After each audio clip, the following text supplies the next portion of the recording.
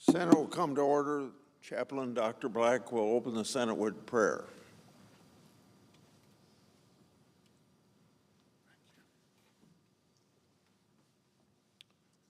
Let us pray.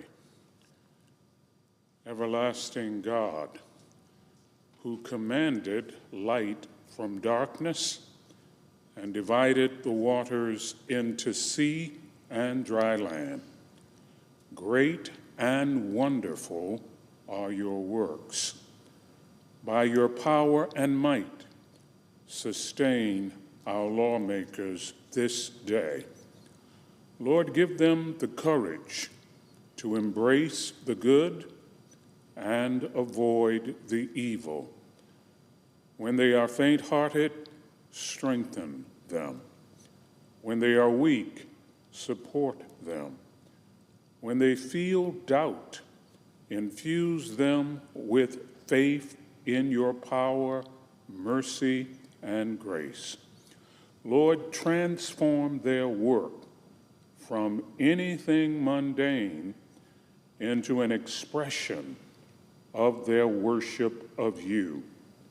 Help them to make a renewed commitment to excellence in thoughts, words, and deeds. We pray in your amazing name. Amen.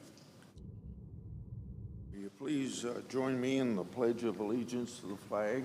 I pledge allegiance to the flag of the United States of America and to the republic for which it stands, one nation under God, indivisible, with liberty and justice for all.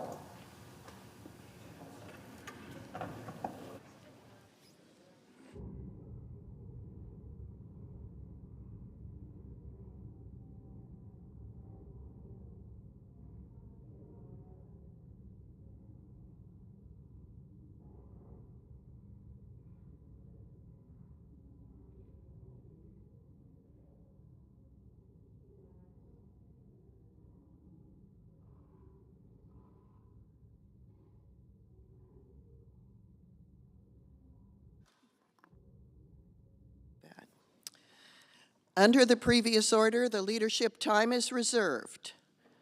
Under the previous order, the Senate will proceed to executive session and resume consideration of the following nomination, which the clerk will report. Nomination, Department of State, Reed Rubinstein of Maryland to be legal advisor. Madam President. The senator from Iowa. Yesterday, I stood here opening the Senate and kicking off the 64th Annual National Police Week. That is a week dedicated to the brave men and women who protect us and keep us safe. Now, tonight, as part of this week's celebration, marks the 37th annual candlelight. Each year, hundreds of officers killed in the line of duty are recognized and memorialized at this vigil. The name of each man and woman who gave their life will be read aloud. I encourage everyone to join me in recognizing their sacrifices. Honoring those who have made the ultimate sacrifice helps ensure that their contributions and legacies are preserved for generations to come. I encourage folks to visit the National Law Enforcement Memorial. The memorial contains what's called a quote-unquote pathways of remembrance, where the names of these courageous officers are engraved on the walls. While walking the pathway, visitors will notice the sculpture of a lion with an inscription below that reads, quote, "It is not how these officers died that made them heroes, it's how they lived," end of quote. These words are so very true, especially today as the new officers are engraved, their names are engraved on those walls. I yield the floor and suggest the absence of a quorum. The clerk will call the roll. Ms. Alsobrooks.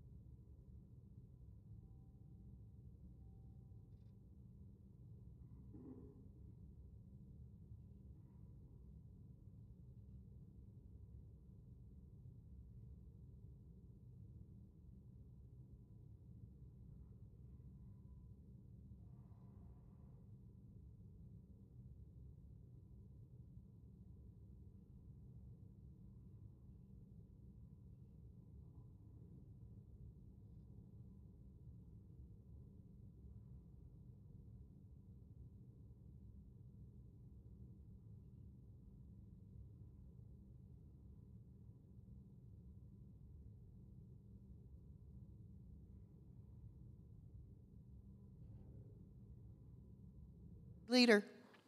Madam President, I ask unanimous consent the quorum call be suspended. Without objection. Madam President, the month of May is a special time to celebrate the Americans who serve our country in uniform. May is Military Appreciation Month. On Saturday, we celebrate those currently serving on Armed Forces Day. And toward the end of the month, on Memorial Day, we honor those who gave their lives in defense of our country.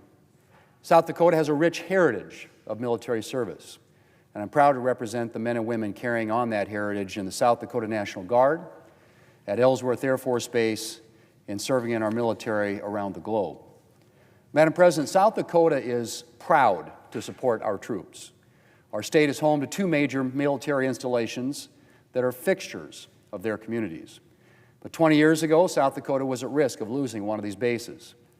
On May 13th, 2005, 20 years ago, Madam President, the Defense Department announced that it was recommending South Dakota's Ellsworth Air Force Base for closure. I'm not the only one for whom this was a gut punch. Ellsworth is a point of pride in the Black Hills. It's been a national security asset since World War II, and it is home to the 28th Bomb Wing Squadrons of B-1B Lancers, which were performing a critical role in the global war on terror. But at the time, Ellsworth was a single mission base, and the Air Force saw savings in moving that mission elsewhere and closing the base. Madam President, in May 2005, I was a freshman senator, 5 months on the job. But now my state faced a major test, losing the base that would have been devastating to western South Dakota, and a significant loss, I might add, for our national security. So failure was not an option, but Ellsworth faced long odds. Past rounds of the Base Realignment and Closure Commission suggested we had a 12% chance of keeping the base open. Some at the time were ready to write Ellsworth's obituary, knowing it would take a miracle to save the base. Some thought it would take a political deal, and they doubted that South Dakota had the clout to pull that off. Madam President, we knew we weren't going to save Ellsworth through politics, and we weren't going to wait around for a miracle. Instead, we did it the South Dakota way. We worked hard, harder than we ever had. There were just over 100 days from the announcement in May to the final decision in August, and saving Ellsworth consumed that entire summer. My staff and I called everyone we could think of. I'm sure the BRAC Commission was tired of seeing me that summer, but I was determined to drive home the case for keeping Ellsworth open. And we poured through reams of data to make that case. It was a team effort. Bob Taylor in my Washington office and Kasai El-Haj in my Rapid City office didn't see much of their families that summer. The rest of the South Dakota delegation was involved. Then Governor Mike Rounds was involved as well. Retired Air Force officers like General John Michael Lowe and Colonel Pat McElgan lent their voices and expertise to the cause. And countless local officials, community members, and of course the 11,000, Madam President, South Dakotans who came to the BRAC hearing in Rapid City that June were all part of that team. Madam President, in the end, Ellsworth was not saved by miracles or politics. It was saved because we proved that Ellsworth was too valuable to close. Moving all the B-1s to another base was supposed to save money, but we proved that wouldn't actually be the case. Plus, we demonstrated the Pentagon's analysis had failed to account for a number of other factors. Consolidating the entire fleet of bombers in one place was a major vulnerability. An attack, extreme weather, or any issue at that base could ground the entire fleet of B-1s. And consolidation risked overwhelming maintenance and training capacity at that base. Madam President, it turned out that Ellsworth was just what the Air Force needed. And that's the argument that we made. As Colonel McElgan put it to the BRAC commissioners, and I quote, "Ellsworth has operational advantages to make it the ideal base for the 21st century," end quote. And as General Lowe testified, and I quote again, "Closing Ellsworth will deny the Pentagon a valuable base for future missions," end quote. Ultimately, in August, the BRAC Commission agreed, and it voted 8-1 to keep Ellsworth open. And since then, those predictions have proven right. Ellsworth B-1s have been a consistent asset to our national security. In 2011, B-1s left Ellsworth to strike targets in Libya, marking the first time a B-1 fleet launched from the United States to strike overseas targets.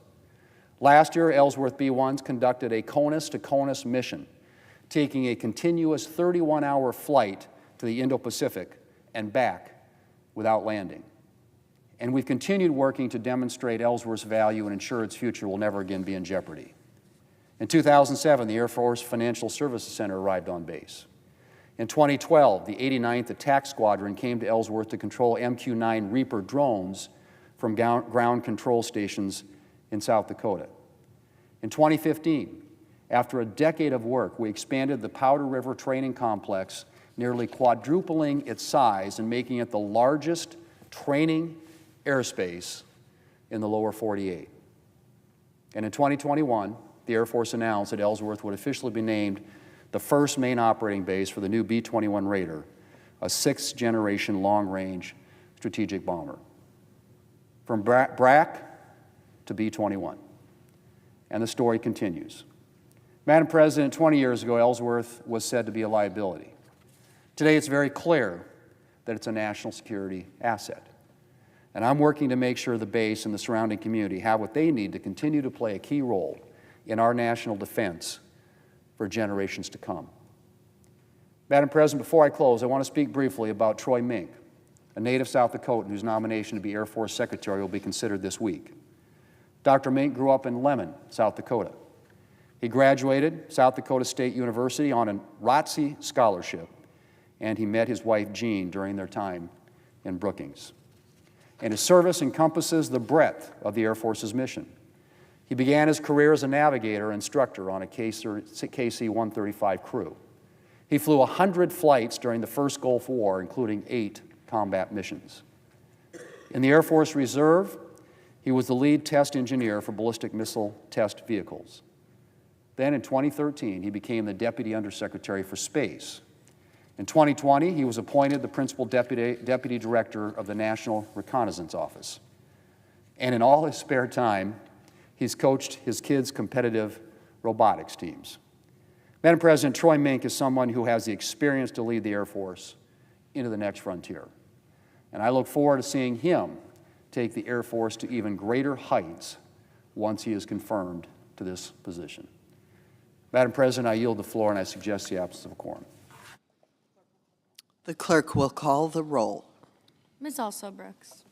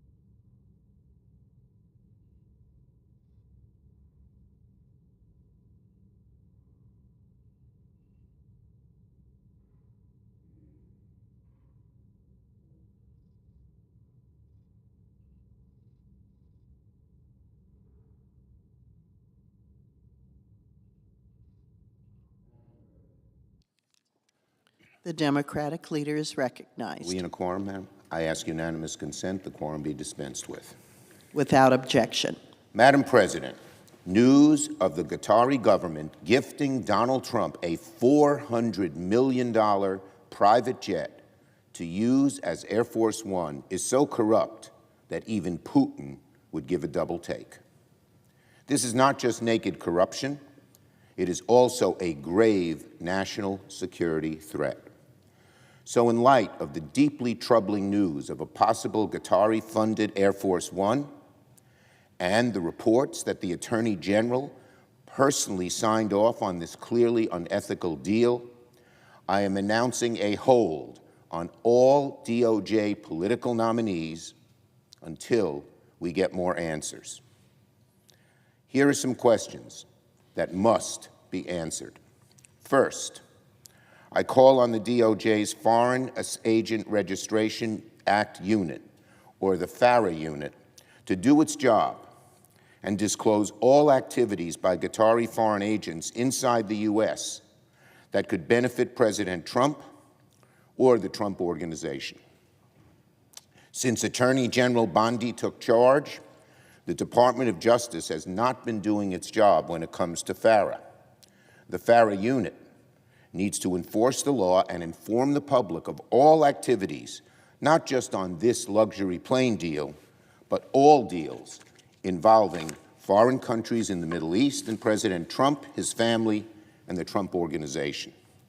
Second, with regard to this $500 million private jet deal, the American people deserve to know the facts. President Trump has told the American people this is, quote, a free jet.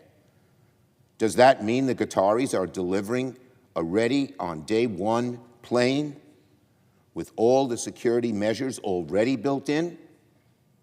If so, who installed those security measures? And how do we know they were properly installed? Why would we take the risk of trusting any foreign country to do this sensitive work? If not, what security modifications would be needed to ensure a foreign-sourced Air Force One is safe to use? If this is, as President Trump promised, a free jet, will the Qataris pay for those highly sensitive installations, or will American taxpayers cover the cost?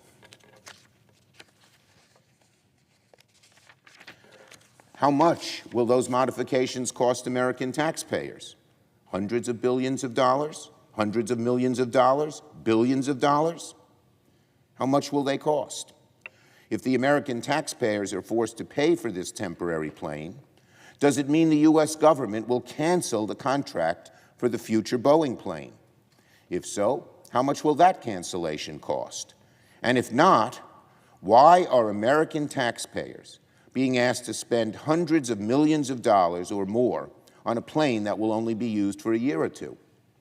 Additionally, who in the Trump administration was responsible for this crooked deal? What are the parameters of this deal? And which country brought it up first, us or them? What is Qatar being offered in return?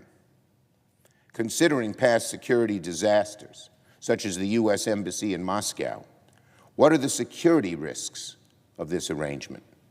And finally, how is this gift not naked corruption? The Attorney General must testify before both the House and Senate to explain why gifting Donald Trump a private jet does not violate the Emoluments Clause, which requires congressional approval, or any ethics law. So, until the Attorney General explains her blatantly inept decision, and we get complete and comprehensive to these and other questions, I will place a hold on all political nominees to the Department of Justice. As disturbing as this latest news about a Qatari Air Force One is, it is frankly just the tip of the iceberg.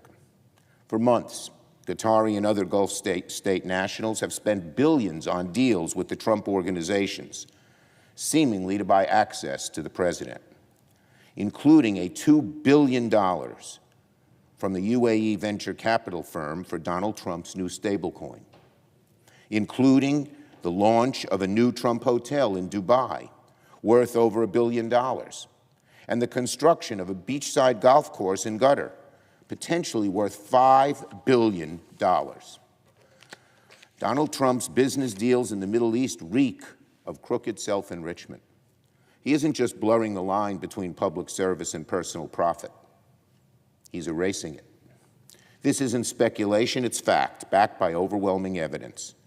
He is jeopardizing America's national security to line his own pockets. What is most chilling about this brazen bribe and the national security betrayal is how openly Donald Trump is doing it.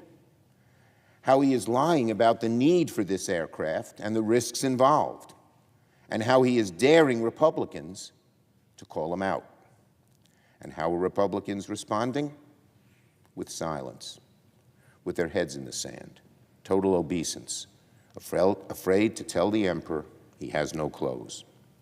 Well, Republicans may be too scared to stand up to Donald Trump, but I will keep pushing, and Senate Democrats will keep pushing to get more answers to this nakedly crooked arrangement with Qatar. Until the American people learn the truth about this deal, I will do my part to block the galling and truly breathtaking politicization at the Department of Justice. Now on tariffs. Donald Trump promised that in dealing with China, he would not back off without getting concessions in return. And then yesterday, Donald Trump did in fact cave to China without getting much in the way of any concessions. Sadly, it seems like China has once again gotten the better of Donald Trump. And that's bad news for American workers, American consumers, American manufacturing. I've long been clear that going after China is a good thing. Going after the Chinese government when they're unfair on trade is a good thing. I've been clear that tariffs, when used carefully and as part of a larger strategy, can help bring nations like those run by the Chinese Communist Party to heel. But that is not what happened under Donald Trump. Instead, Donald Trump announced, quote, Liberation Day, pushing us to the brink of recession, sent markets flailing, sent consumers and small businesses into a panic, all so he could cave to China without having anything to show for the heartache and the economic detritus. This has all been another example of Donald Trump's chaos. Chaos. That's a watchword, unfortunately, for the way this administration acts. He has one policy for his tariffs one day, a different policy the next day. One day he's pretending to play a tough guy with China. The next, he's caving to China and getting little, if anything, in return. Who knows what Trump's tariff policy will be in the next 90 days? No business can count on what he might say or do. And any promise that he'll stick to his word, stick to his policies, well, the past is prologue. That never happens. Donald Trump's announcement with China is cold comfort for consumers and small businesses alike, for one reason: we don't know what he will do next. Now on reconciliation, and particularly on SNAP, the program that feeds hungry children. Today, the House Committees on Energy and Commerce, Ways and Means, and Agriculture will begin marking up the main portions of Republicans' so-called Big Beautiful Bill. Reports suggest that Republicans may even name their legislation One Beautiful Bill. That's ridiculous. I suggest Republicans pick a different name, a more honest name. They should call their bill the Big Grift, because that's what their bill is: greedy Republicans in favor of tycoons. The Big Grift. Billionaires win, American families lose. There is nothing beautiful about the biggest cuts in Medicaid to American history. There is nothing, quote, beautiful about cutting SNAP, the largest anti-program in America, by over $300 billion. There is nothing beautiful about forcing kids to go hungry just to feed corporate greed. But that's what Republicans want to do. They want to axe SNAP benefits by $310 billion to pay for tax breaks for the ultra-rich. Cutting food from the mouth of hungry children for tax breaks for the ultra-rich, that is what they call beautiful? I call it warped. They want to shift the burden to the states, knowing full well many states won't be able to make up the gap in funding. That means in states across America and in Puerto Rico, kids, seniors, veterans, and families will go hungry. USDA cuts have already decimated food banks. I was just in Albany yesterday, where the local food bank had 27 tractor trailers, 1 million pounds of food, 1 million pounds of good, nutritious food for children and others, veterans, elderly who need the food, all canceled because of Donald Trump's cuts. Much of that food was produced by local family farms who lost a valuable market. And this is happening across the country, and now Republicans want to add to the devastation by cutting SNAP. That's even a further cut than they've already done, a deeper cut.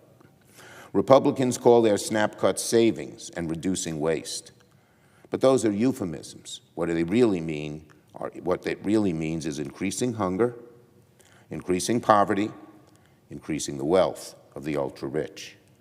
It is morally indefensible. Indefensible. I yield the floor.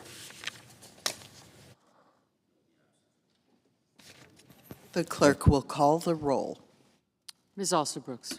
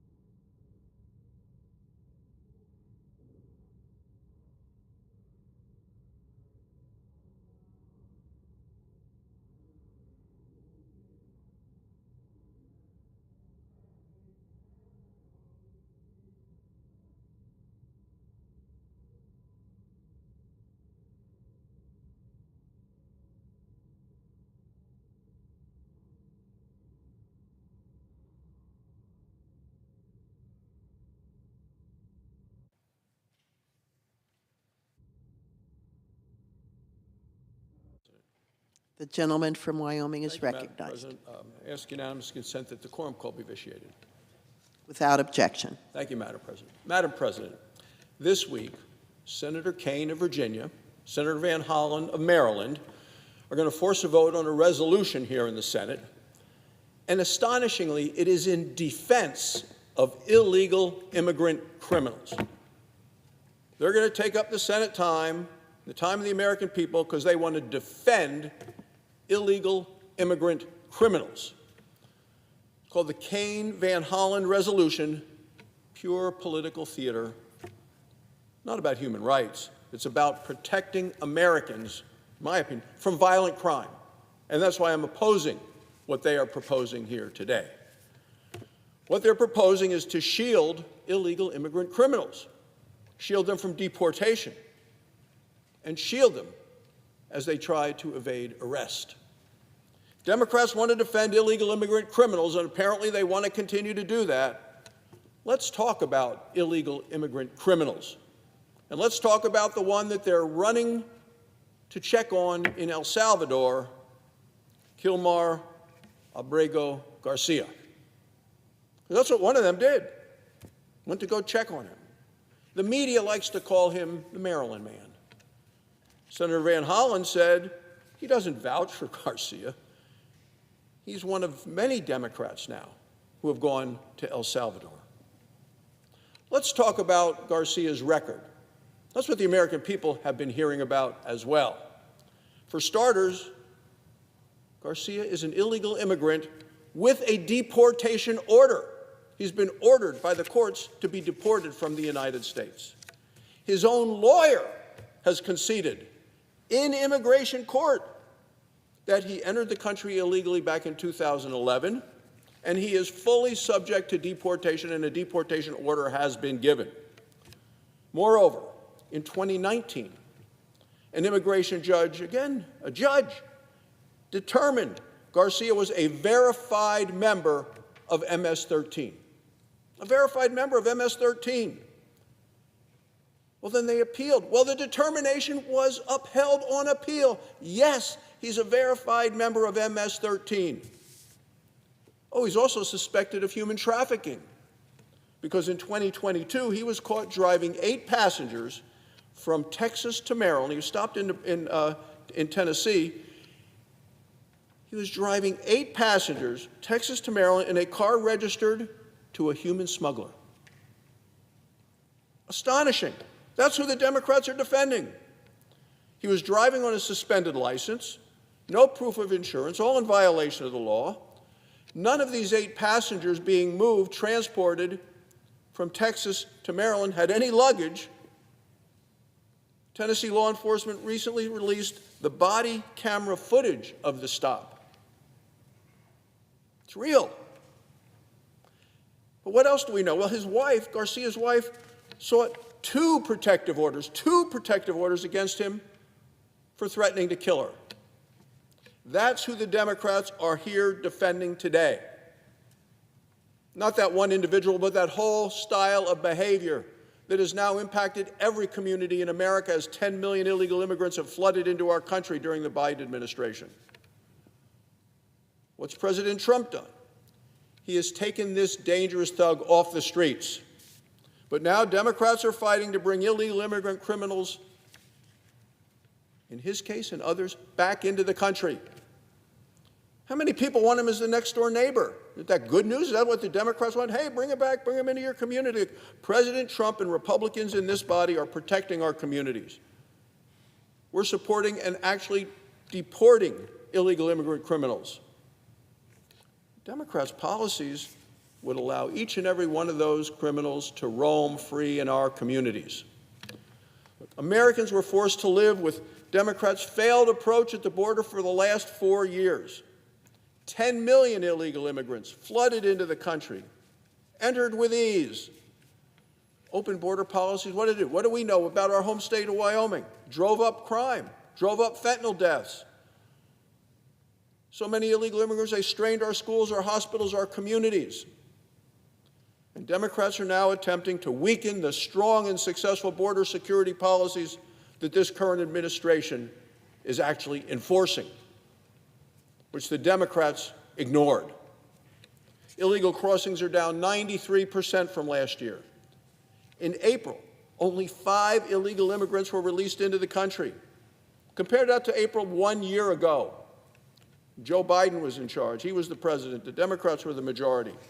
68,000 illegal immigrants were released into America in the single month under Joe Biden. That was the month of April last year. Look, we are putting in place strong border security. Republicans are leading the way. We ended this catch and release program. We restored Remain in Mexico. We are the party of secure borders and safe communities. The Democrats are the party of open borders and crime running rampant. So the response of the obstructionist Democrat is to push a political stunt, and that's what they're doing here today. This Kaine-Van Hollen resolution, it wastes the Senate's time. It delays our important work on behalf of the American people.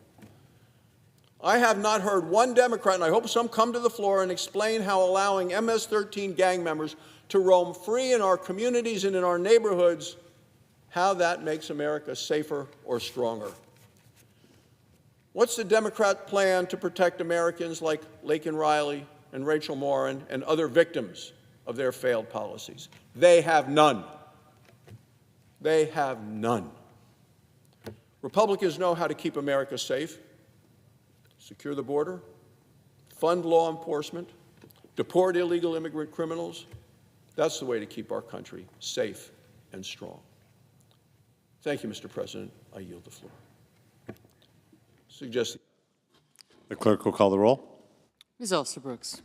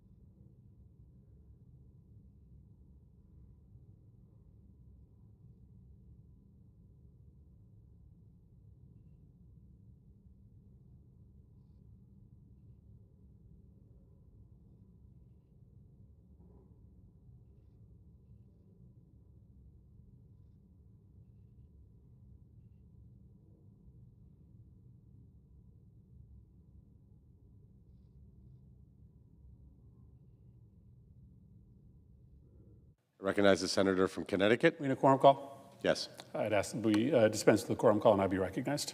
Without objection. Thank you, Mr. President. Mr. President, usually public corruption happens in secret. The politicians that do it, they know it's wrong to accept money in exchange for favorable government treatment, and so they hide it until they're found out. A textbook example would be Louisiana Governor Edwin Edwards, who in the 1990s was quietly taking bribes from businessmen who wanted to get licenses for riverboat casinos. In the late 1990s, Edwards was convicted of the crimes of extortion, racketeering, money laundering. The way in which he was doing it was like out of a movie. In one instance, a businessman handed the governor a suitcase full of $100 bills totaling $400,000, all in order to get a 6-0 commission ruling in favor of this casino. Eventually, as with most all corrupt officials who are taking money privately, Edwards was discovered, he was disgraced, and he went to jail. As we speak, our president, Donald Trump, is going to the Middle East on a public corruption tour. He's no less corrupt than Edwin Edwards of Louisiana. In fact, he's way more corrupt. Edwin Edwards took $400,000. Well, in the Middle East, Donald Trump will cement deals totaling in the billions in exchange for favorable treatment by the U.S. federal government for these Gulf countries. The key difference is that Donald Trump isn't hiding it like other corrupt officials are. He's not ashamed. He's not doing it in secret. His corruption is wildly public, and his hope is that by doing it publicly, he can con the American people into thinking that it's not corruption because he's not hiding it. But what he's doing in reality is no different than any other corrupt public official who does it in private, other than the fact that Trump's corruption, his foreign policy corruption, is just so much bigger in scope and the impact that it has on the American people than anything a corrupt mayor or a corrupt governor may have done. Trump's first major foreign trip, and he just landed, is to Saudi Arabia, Qatar, and UAE. Not because these are our most important allies in the world, not because these are the most important countries in the world, not because he's going there to talk about making the Middle East more safe and more secure. No, his first trip is to these three countries because these are the three countries that have agreed to pay Donald Trump money.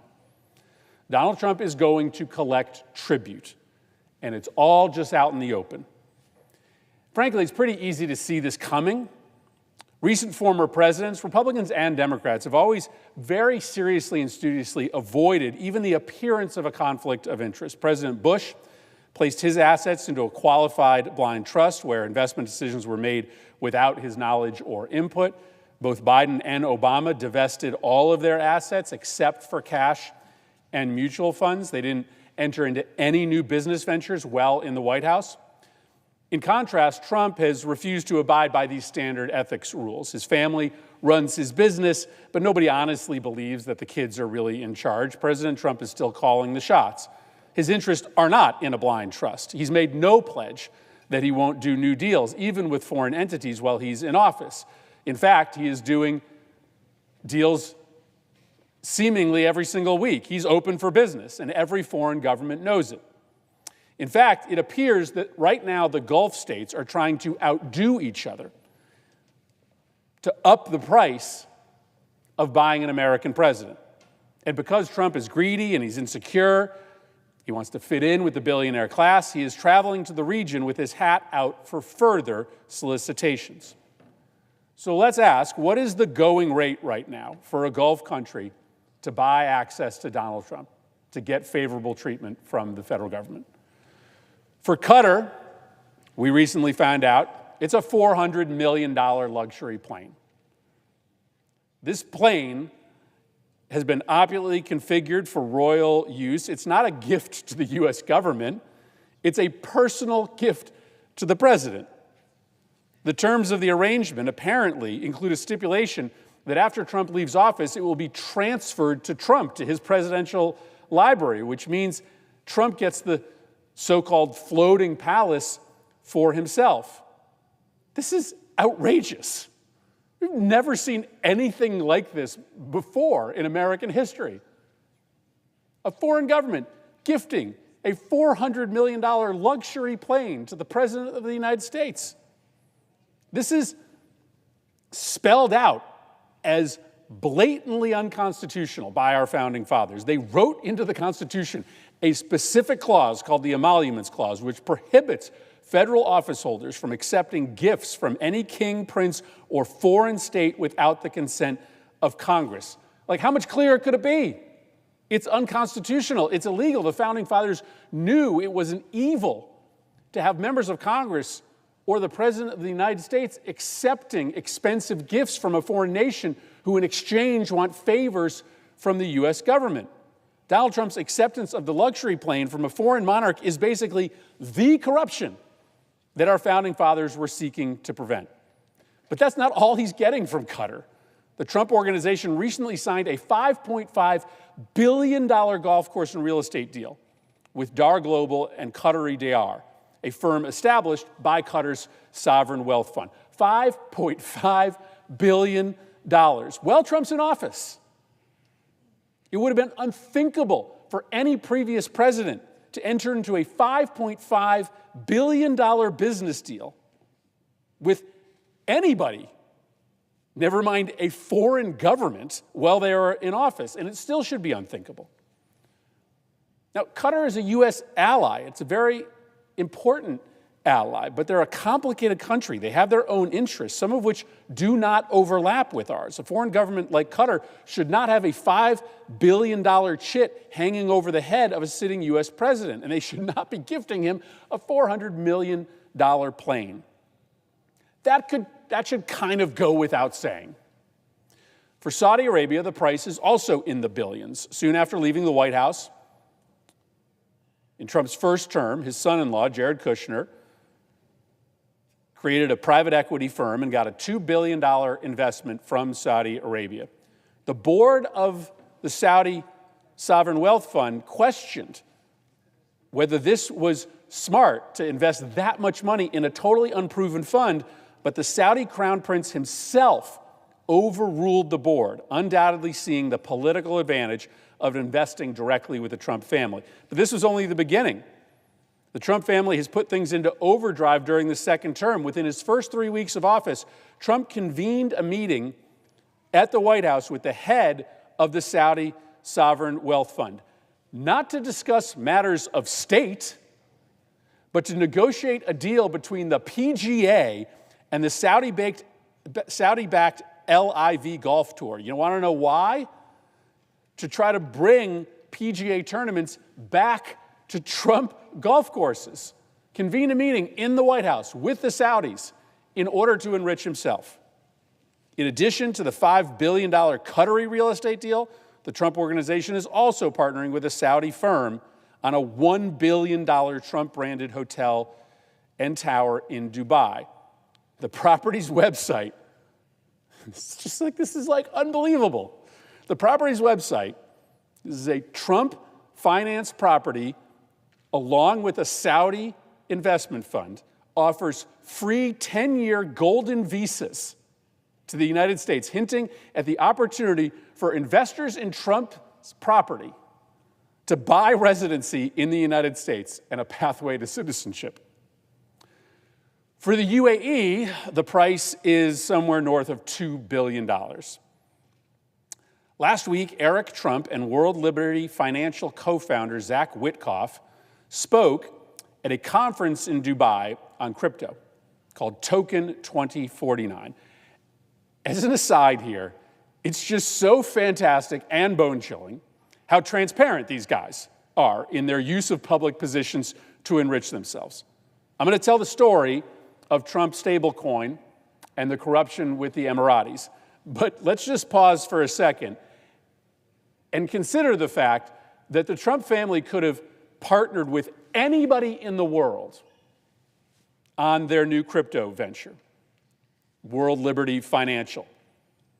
But of all the people in the world to partner with on this new crypto venture, they chose the son of Trump's Middle East envoy. Trump's Middle East envoy, the guy who's making all the decisions on U.S. policy in the Middle East, just to make it crystal clear to the Gulf countries that when they deal with World Liberty Financial, Trump's crypto venture, that they are dealing directly with the people responsible for making U.S. policy in the Middle East. It's just stunning. Literally, the sons of the president and the sons of the Middle East envoy running a crypto venture and then going directly into the Middle East in order to find their first investment. And guess what? Miracle, they found it. MGX, an investment firm backed by the Emirati government at this conference, announced that they had looked at all the crypto companies in the world that they could partner with to invest $2 billion in the crypto exchange Binance, and they selected, wait for it, drum roll, the company run by the sons of the President of the United States and the U.S. Middle East envoy. $2 billion.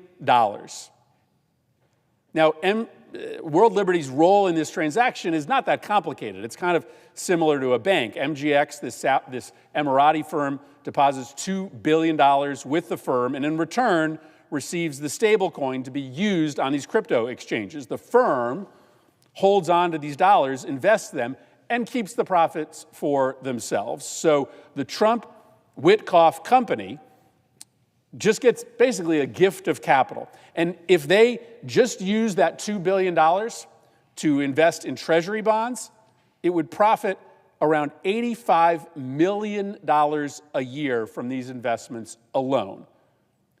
And the money goes directly to Trump, just directly to Trump. It's literally not complicated. Emiratis, World Liberty Financial, Donald Trump. This isn't 1990s Louisiana. Nobody's hiding it. On World Liberty's website, they say an entity affiliated with Donald J. Trump owns 60% of the equity in the company. And because of this deal, Trump and Witkoff can further capitalize because Trump's stablecoin just became the fifth most valuable stablecoin in the world because of the Emirati investment. And if the plane and the real estate deals and the private equity fund investment and the stablecoin weren't enough for you, Trump has found one last way for Gulf money to flow seamlessly into his pocket. It's called the Trump meme coin. What's the business model here?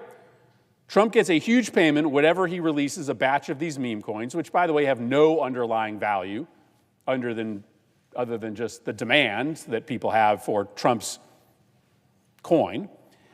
And then each time a Trump coin is bought or sold, a small fee is routed directly to the company owned by Trump. According to one analysis, nearly $325 million in fees have been accrued since the coin was launched in January. Just 3 months, 4 months, 4.5 months, $325 million worth of fees.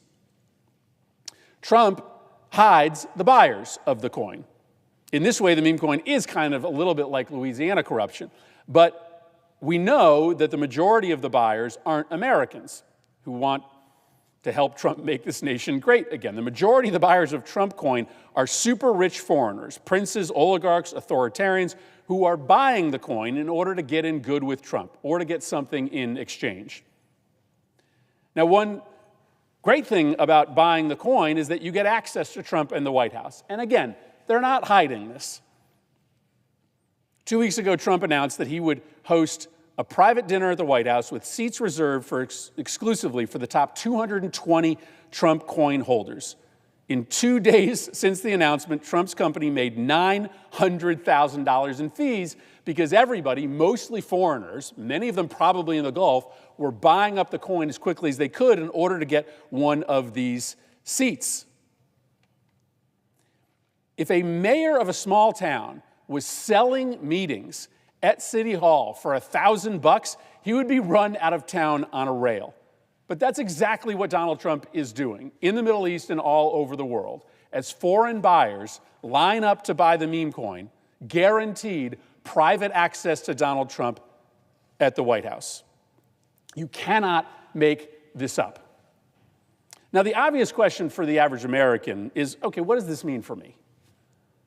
Like somebody living in New Britain, Connecticut, might think it's kind of gross that Trump is lining his pockets as president, but they want to know, how does this actually affect me? Well, the most simple way to think about this is that if the guy that you elected to protect us and make our lives better is spending most of his time alternating between playing golf and cutting deals for himself, he's not protecting you. He's not spending any time trying to lower costs or defeat our enemies. Corruption, it can be a full-time job for Donald Trump. And that's a pretty lousy deal for the American people. But more importantly, when our foreign policy is for sale, we are less safe. Let me give you an example relative to the trip that Donald Trump is on right now. These countries aren't padding Donald Trump's pockets because they like him. They are paying him in order to get things from the federal government, from the U.S. government, without having to make any actual policy concessions that would benefit the U.S. people.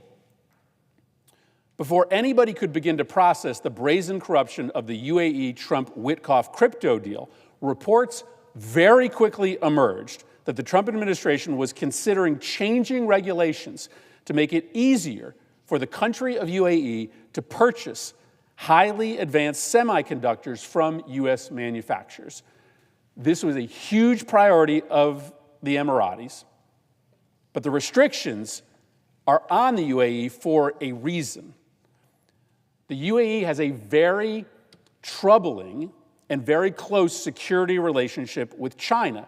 And so the reason why we didn't allow U.S. companies to sell semiconductors directly to the UAE is because we believe that it would very easily become a conduit to China getting their hand on these advanced semiconductors and being able to leapfrog the United States in the business of advanced AI. But all of a sudden, once the cash payment to Trump through the crypto venture was announced, Trump signaled that he was willing to throw our security concerns out the window and transfer this sensitive technology to the UAE, even though it's likely that China will get their hands on this technology, allowing China to put themselves in a position to leapfrog us in the race for advanced AI. That would be a disaster for the American people, but that's what's happening. We might hand AI leadership to China because that's the price of Trump getting paid. And as long as he gets paid, he doesn't seem to care about the impact on regular Americans. The White House is open for business, and the Trump family is proudly advertising to the world where to send the check. They aren't trying to hide it. A $400 million luxury plane gifted to the President of the United States right as he is going over to negotiate potentially sensitive security arrangements with the Gulf countries. Every American, every Republican, every supposed national security advocate in the Senate should be outraged by this. We could look the other way, or we could join together, Republicans and Democrats, to stand up for this country and do something about it. I've joined with Senators Schatz and Coons and Booker to introduce a resolution condemning the acceptance of the plane. It's a blatant violation of the Emoluments Clause. We could stand together as a Senate to vote for that resolution. I've introduced legislation to make it illegal for presidents or members of Congress and their family members to profit off of crypto coins while they hold federal office. We could join together in that effort.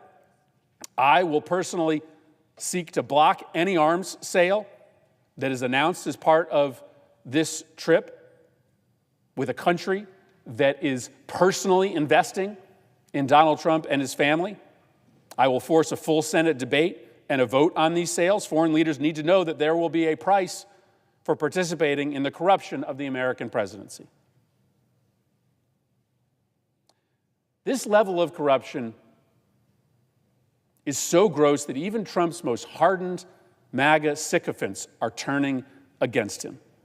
I didn't think I'd see the day, but people like Ben Shapiro and Laura Loomer, who fawn over Trump, can't believe he is so crass as to think that it's okay to accept planes as a gift in exchange for U.S. national security concessions. This isn't America first. This is not what he promised the American people. This is Trump first.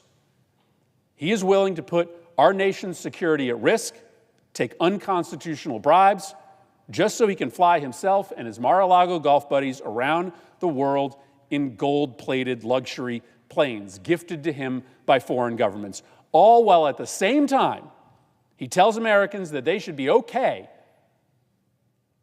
buying fewer school supplies for their kids or fewer birthday presents for their grandchildren because he's driving prices up for non-billionaires in this country. All while at the same time, he's kicking 13 million people off of their health care. Trump lines his pockets.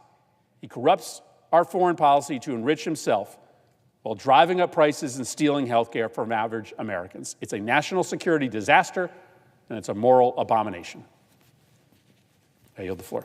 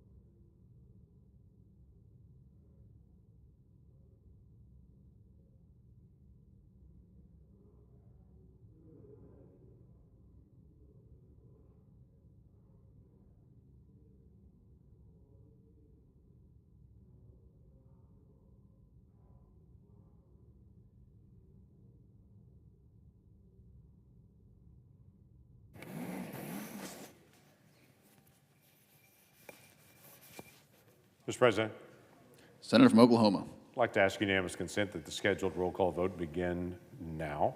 Without objection. The question occurs on the Rubinstein nomination. Is there a sufficient second? There appears to be. Clerk will call the roll.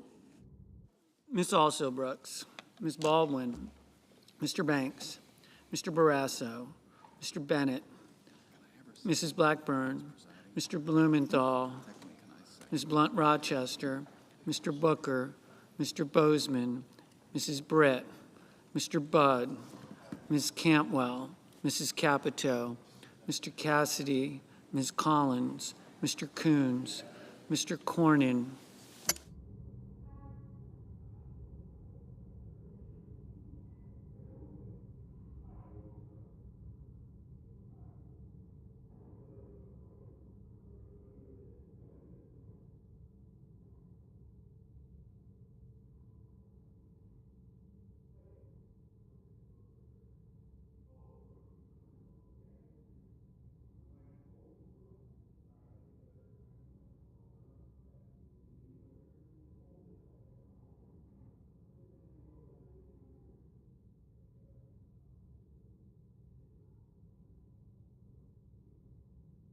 Mrs. Capito, Mr. Cassidy, Ms. Collins,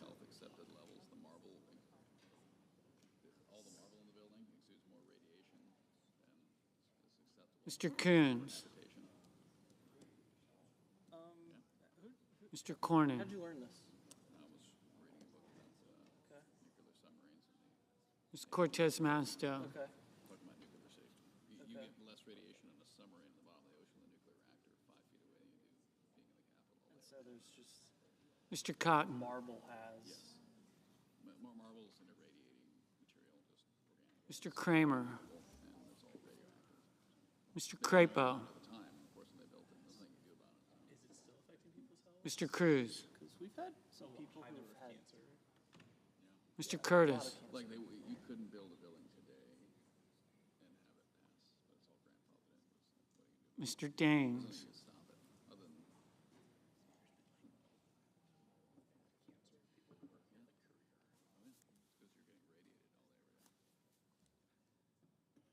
Ms. Duckworth, Mr. Durbin, Ms. Ernst, I mean, yeah, I mean, it's an old building, right? So Mr. Betterman, Mrs. Fisher,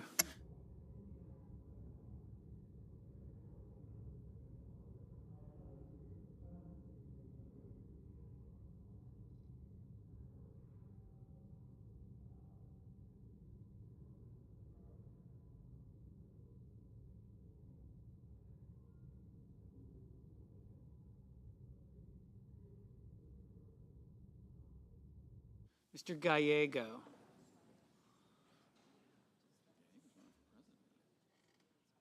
Mrs. Gillibrand, Mr. Graham, Mr. Grassley, Mr. Haggerty, Ms. Hassan,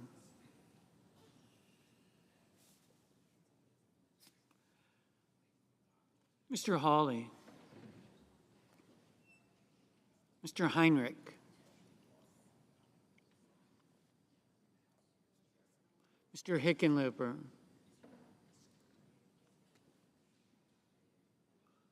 Ms. Hirono,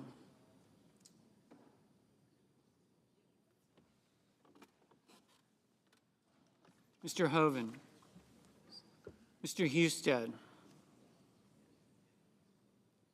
Mrs. Hyde-Smith, Mr. Johnson, Mr. Justice, Mr. Kane, Mr. Kelly, Mr. Kennedy, Mr. Kim, Mr. King, Ms. Klobuchar, Mr. Langford, Mr. Lee, Mr. Lujan, Ms. Lummis, Mr. Markey, Mr. Marshall, Mr. McConnell,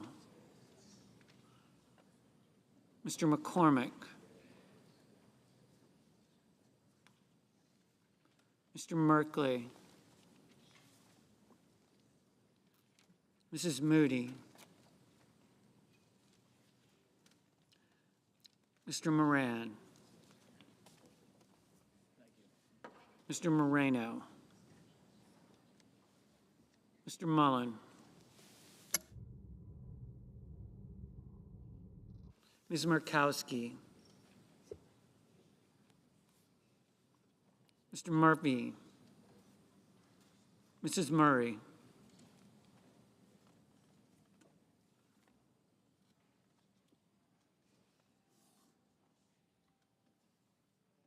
Mr. Ossoff, Mr. Padilla, Mr. Paul, Mr. Peters, Mr. Reed, Mr. Ricketts, Mr. Risch,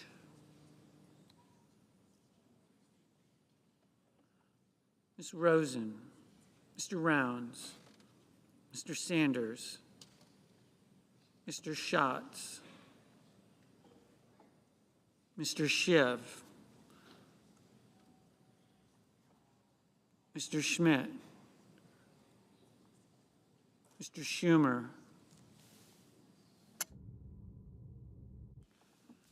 Mr. Scott of Florida,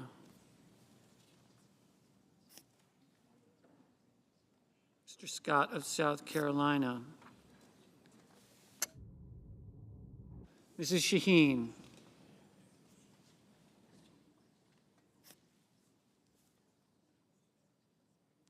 Mr. Sheehy, Ms. Slotkin, Ms. Smith,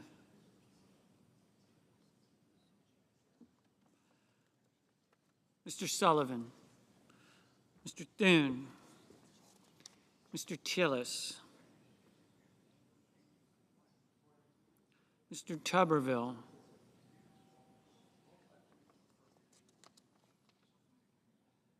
Mr. Van Hollen,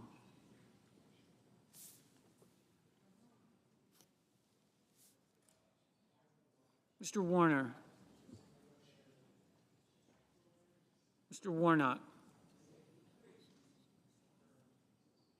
Ms. Warren,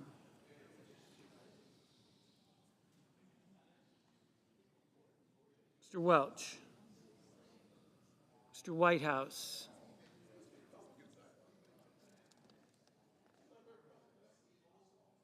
Mr. Wicker, Mr. Wyden,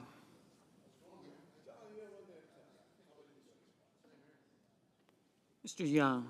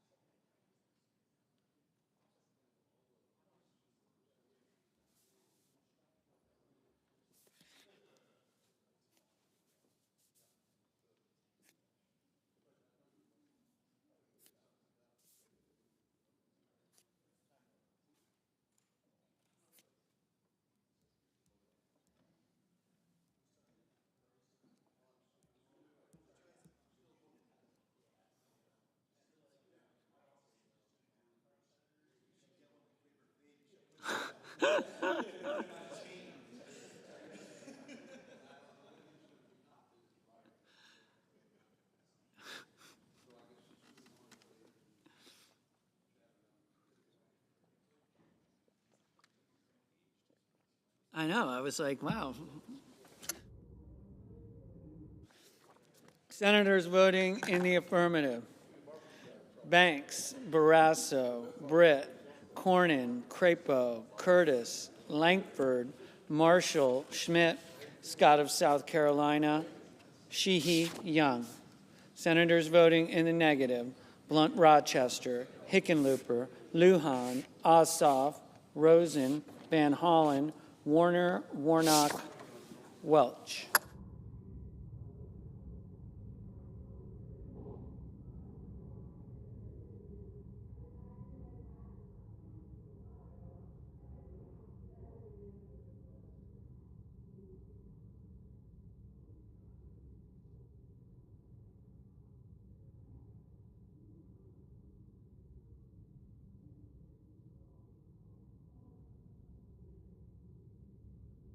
Ms. Cortez Masto, Ms. Cortez Masto, no.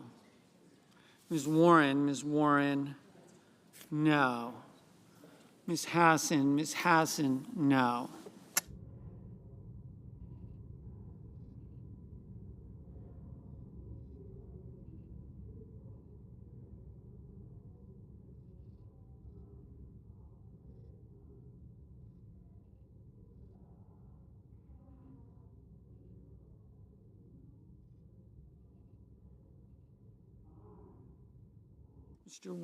Mr. Wicker, aye.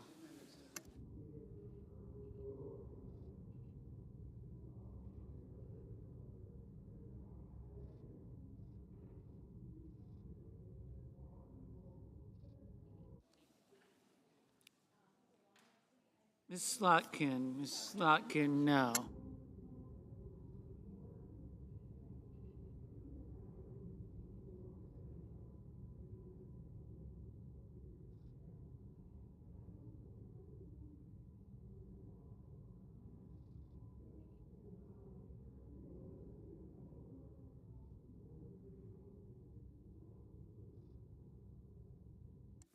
Mr. King, no.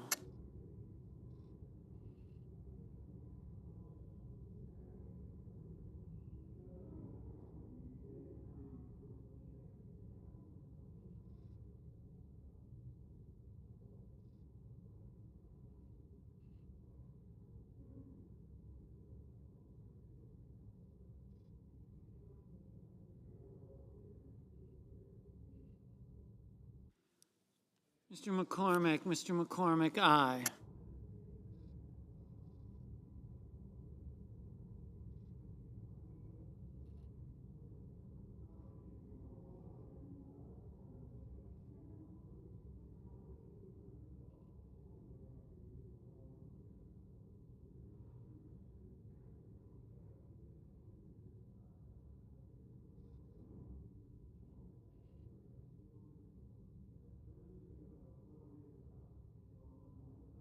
Mr. Sullivan, aye. Mr. Schiff, no.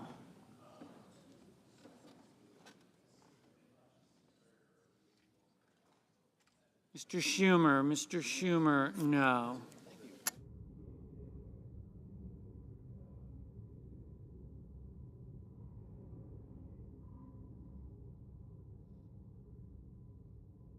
Mr.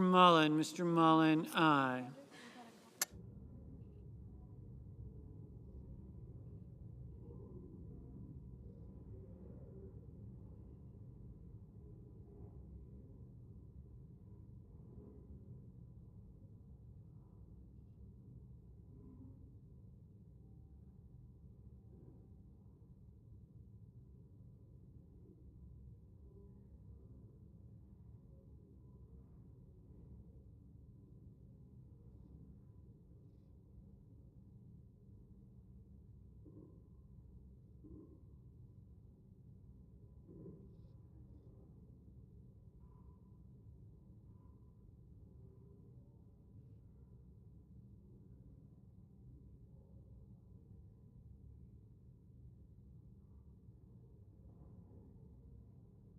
Mr. Kim, no.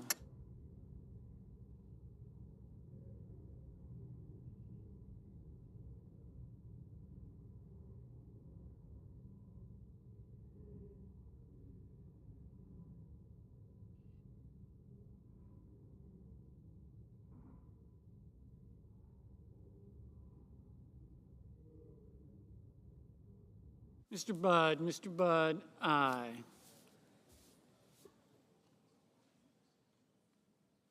Mr. Tuberville, aye. Mr. Rounds, aye.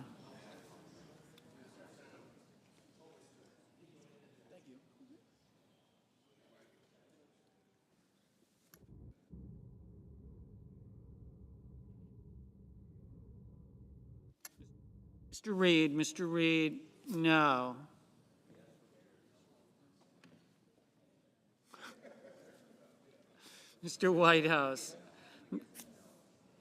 Mr. Whitehouse, no.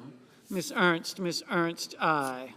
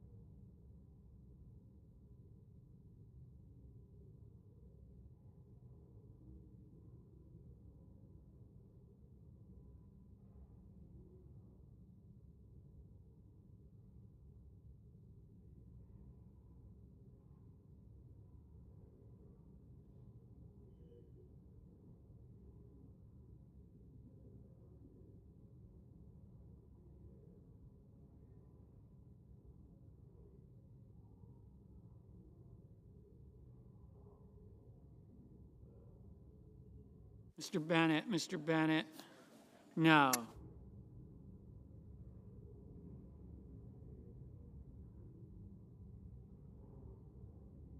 Ms. Collins, aye. Mr. Justice, aye.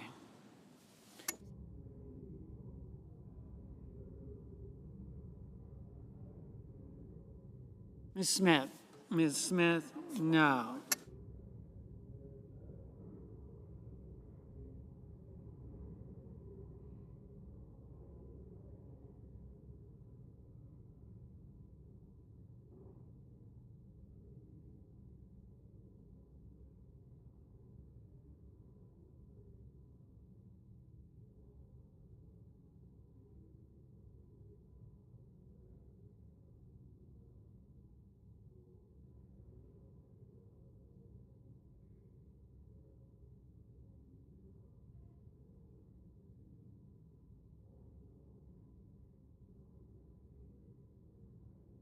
Mr. Lee, aye.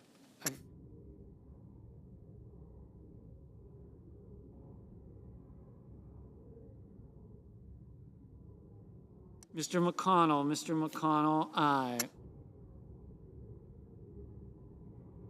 Mr. Moreno, aye. Mrs. Blackburn, aye. Mrs. Hyde Smith, aye. Mr. Thune, aye. Mr. Kelly, no.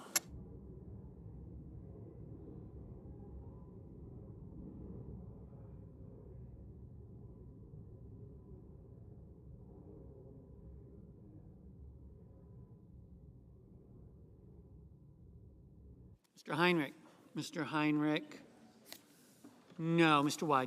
Mr. Wyden, no.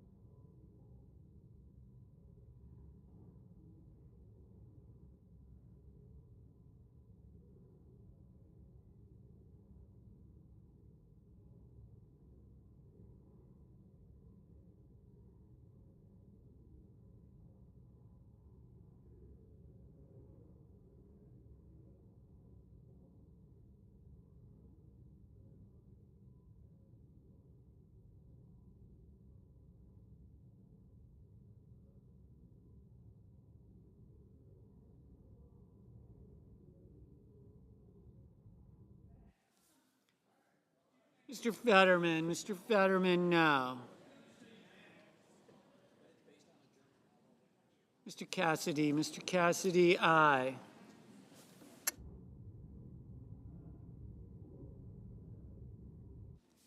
Mr. Murphy, no. Mr. Kennedy, aye. Mr. Scott of Florida, aye. Mr. Coons, no.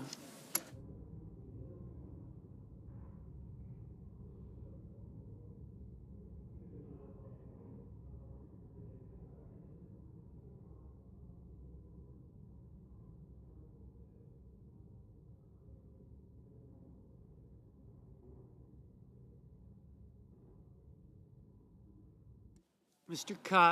Cotton, aye.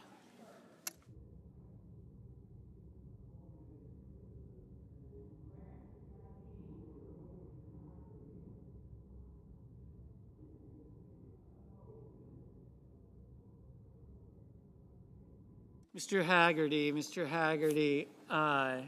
Mr. Ricketts, aye. Mrs. Murray, no. Mr. Tillis, aye.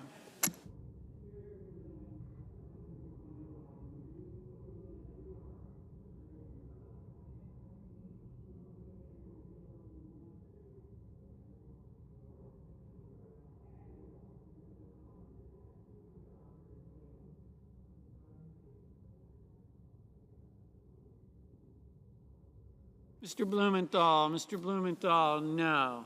Mr. Grassley, aye. Ms. Cantwell, no. Ms. Also Brooks, no. Mr. Durbin, no. Mr. Moran, aye. Mr. Merkley, no.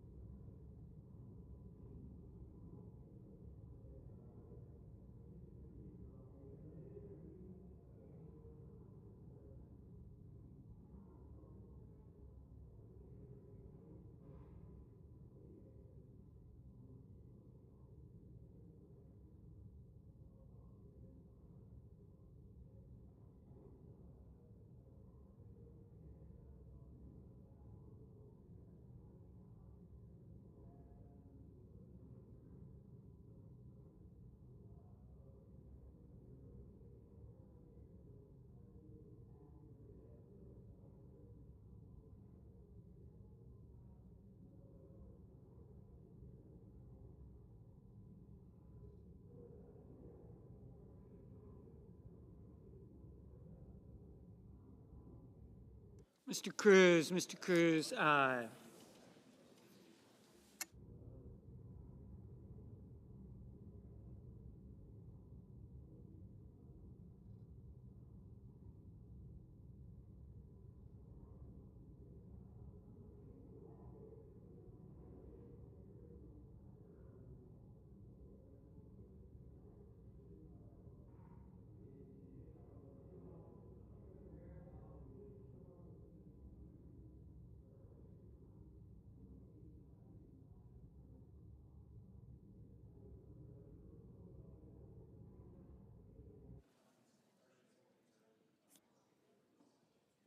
Mr. Risch, aye.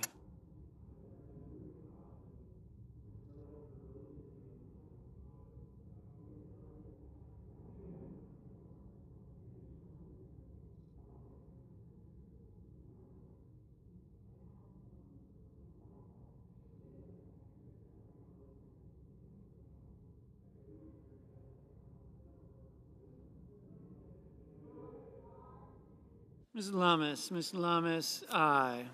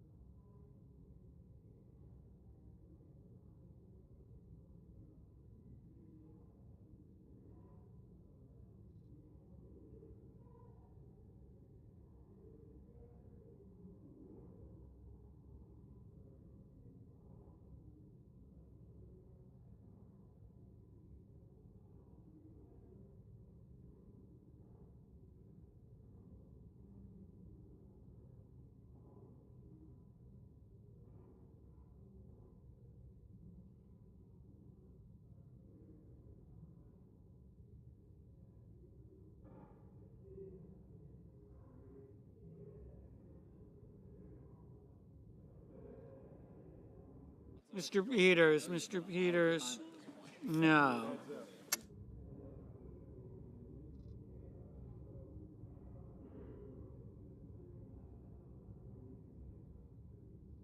Mr. Bozeman, aye. Thank you.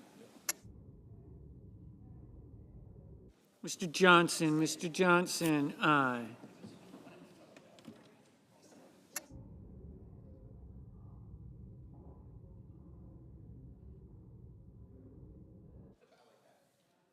Mr. Kane, no.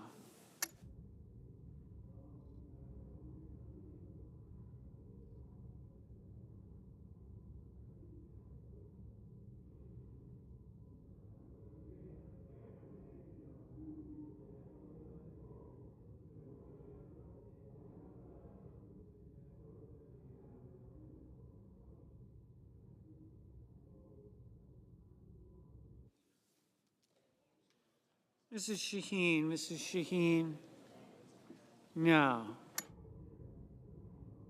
Mr. Husted, aye.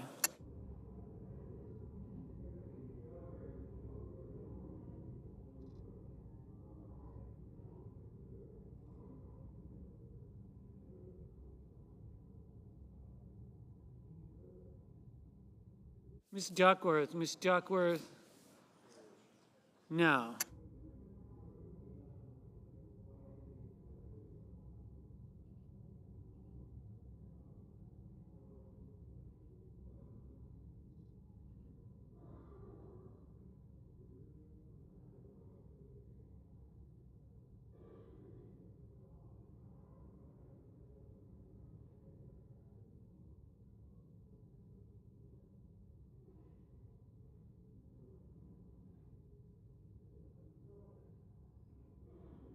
Mr. Schatz, no. Mr. Padilla, no.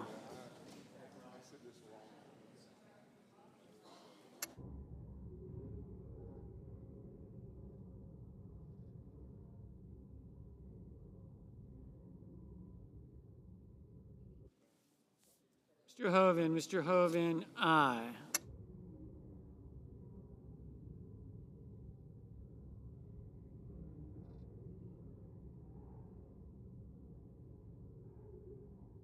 Mrs. Moody, aye. Mrs. Capito, aye.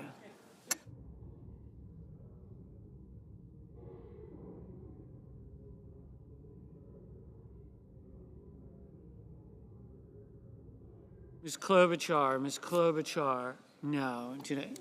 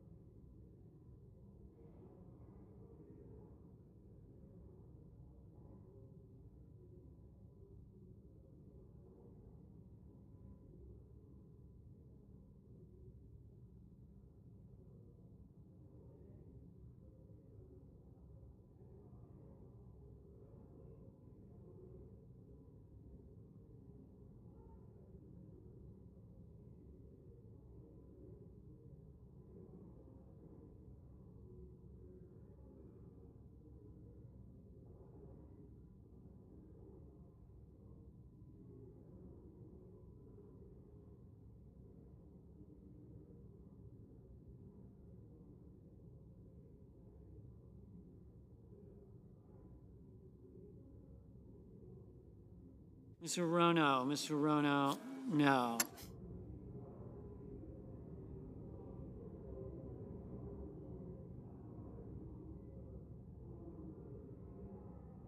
Mr. Kramer, aye. Ms. Baldwin, no.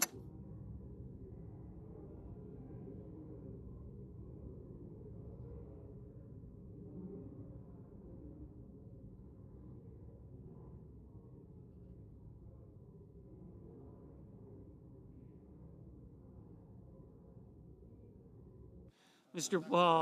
Paul, aye. Mrs. Fisher, aye.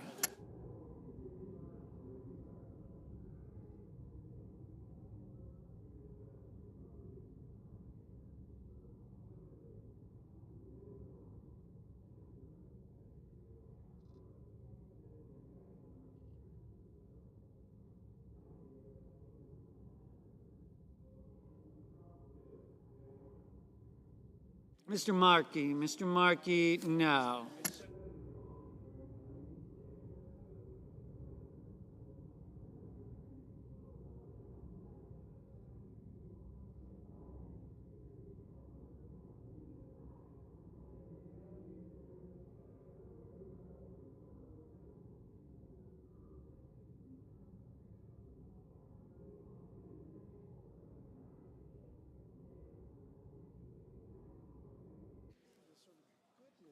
Mr. Daines, aye. Mr. Sanders, no. Ms. Murkowski, aye.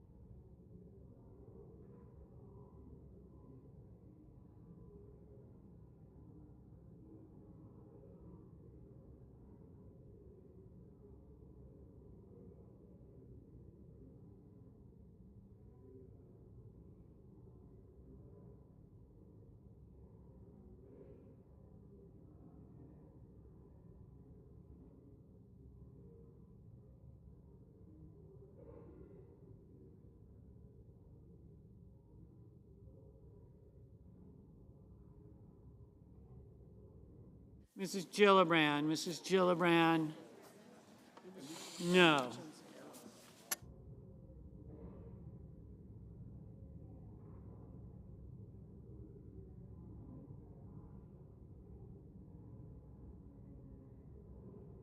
Mr. Hawley, aye.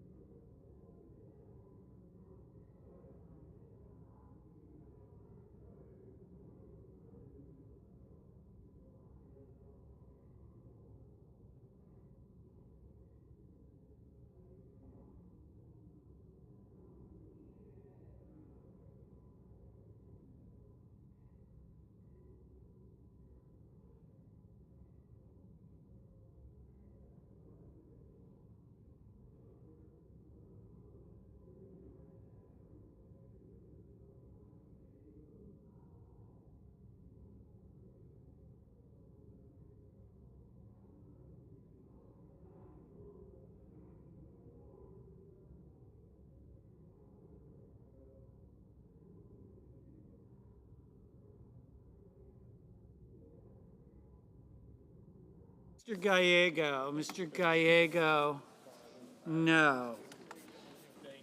No.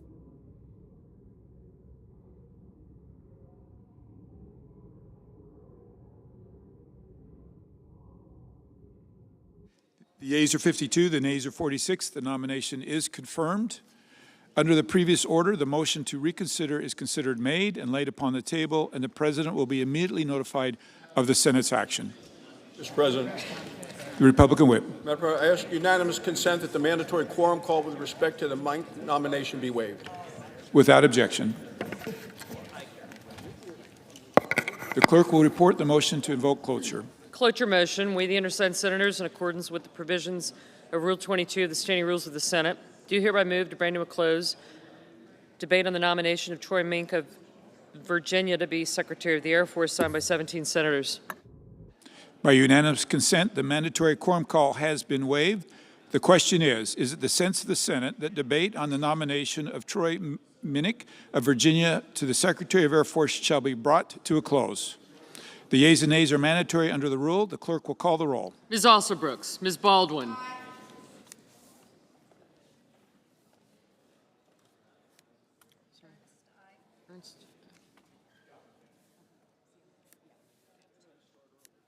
Capito. Thank you. Duckworth. Thank you.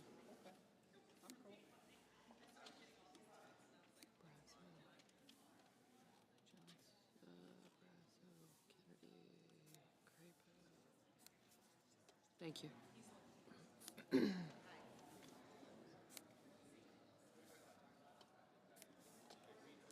Mr. Banks.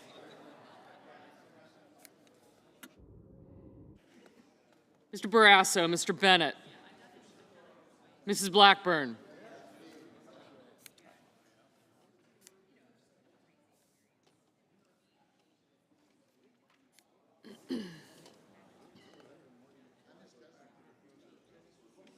Mr. Blumenthal, Ms. Blunt Rochester, Mr. Booker,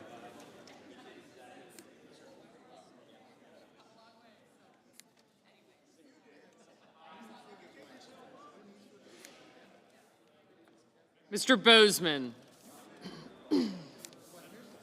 Mrs. Britt, Mr. Budd,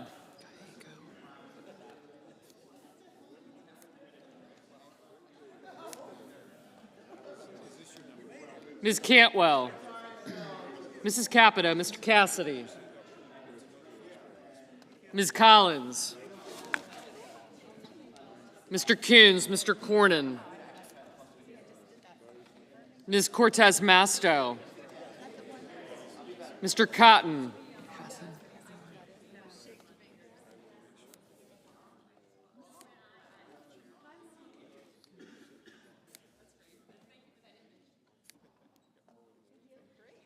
I did, thank you. Mr. Cotton, Mr. Kramer, Mr. Crapo, Mr. Cruz, Mr. Curtis, Mr. Daines, Ms. Duckworth, Mr. Durbin, Ms. Ernst, Mr. Fetterman, Mrs. Fisher, Mr. Gallego, Mrs. Gillibrand, Mr. Graham, Mr. Grassley, Mr. Haggerty, Ms. Hassan, Mr. Hawley, Mr. Heinrich, Mr. Hickenlooper, Ms. Hirono, Mr. Hoven, Mr. Husted, Mrs. Hyde-Smith, Mr. Johnson, Mr. Justice,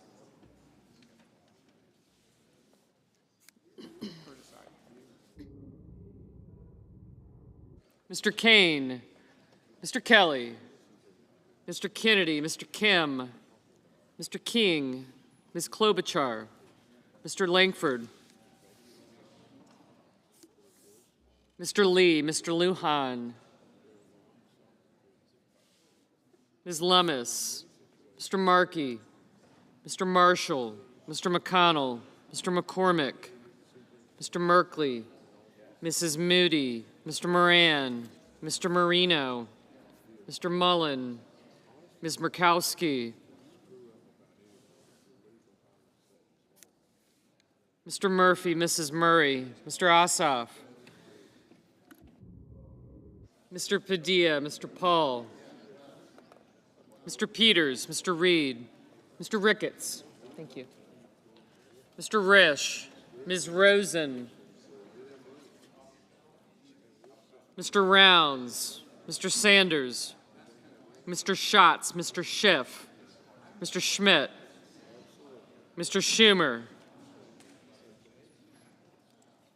Mr. Scott of Florida, Mr. Scott of South Carolina, Mrs. Shaheen, Mr. Sheehy, Ms. Slotkin, Ms. Smith, Mr. Sullivan, Mr. Thune, thank you.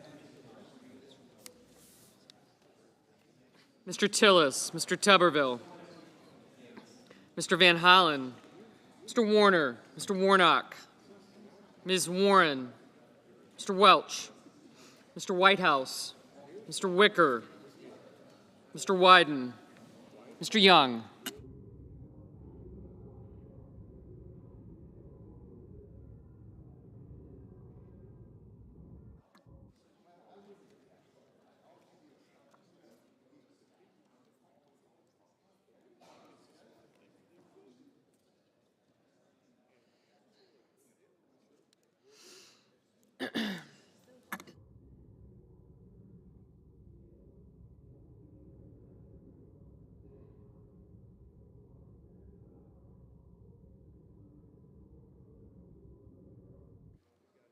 Senators voting in the affirmative: Baldwin, Barrasso, Budd, Capito, Kramer, Crapo, Cruz, Curtis, Ernst, Fisher, Gallego, Gillibrand, Haggerty, Hassan, Hawley, Heinrich, Johnson, Justice, Kennedy, Lee, McCormick, Moody, Moran, Peters, Reed, Scott of South Carolina, Shaheen, Sheehy, Slotkin, and Warnock.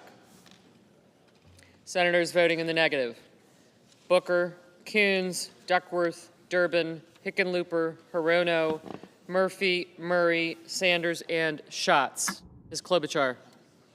No. Mr. Schmidt, aye. Oh, boy. Okay. Mr. Kim? Aye.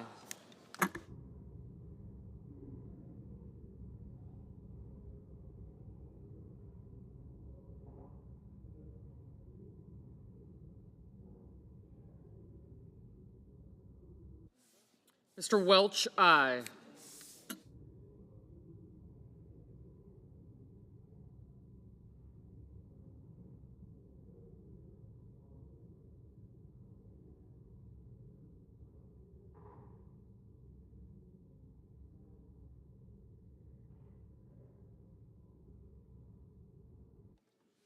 Mr. Schumer? No.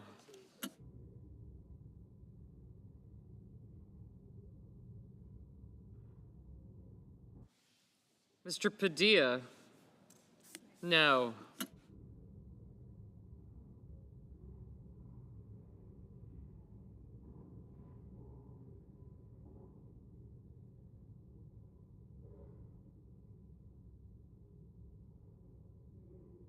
Mr. Van Hollen?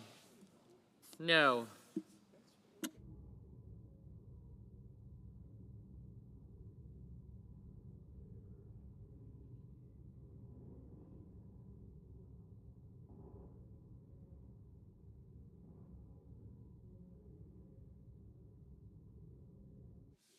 Mr. Kane? Aye.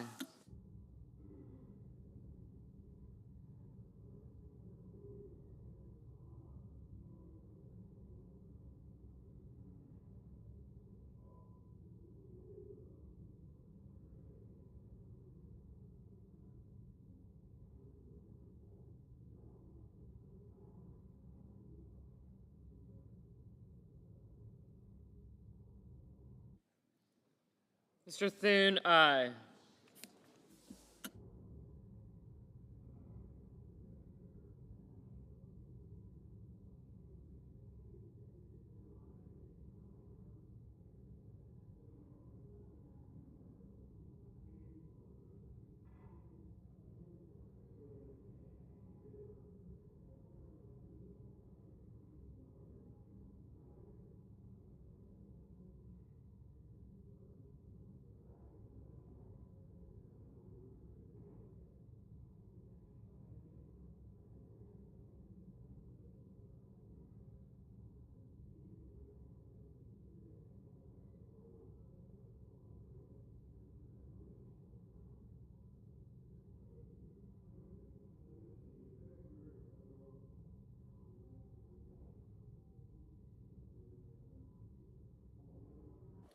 Mrs. Hyde-Smith, aye.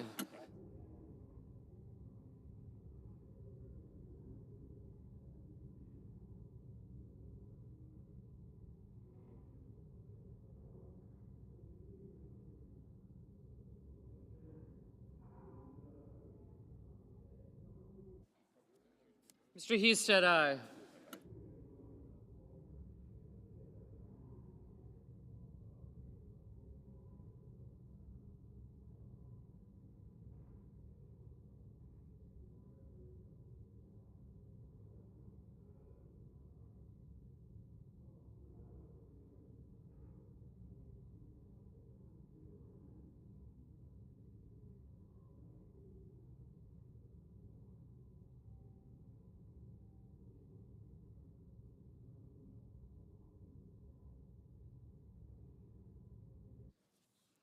Mr. Lujan, aye.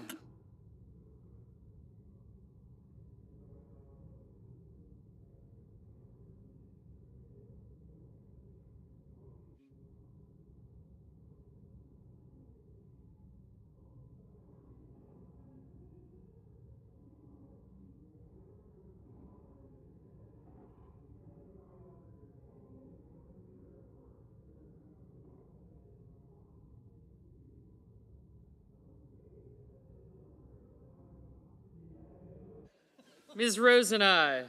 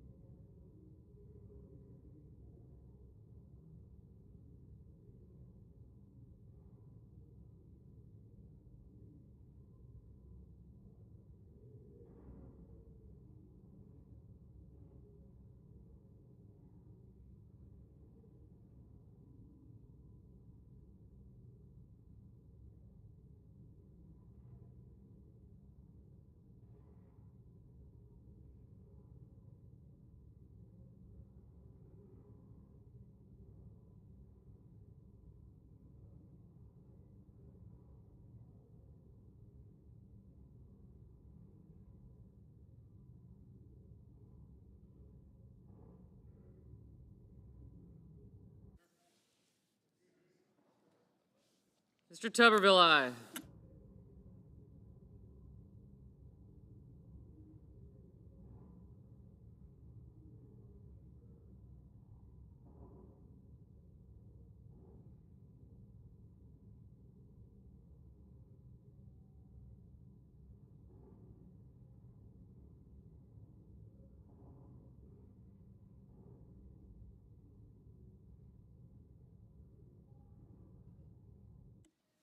Ms. Cortez Masto, no. Mr. Daines, aye.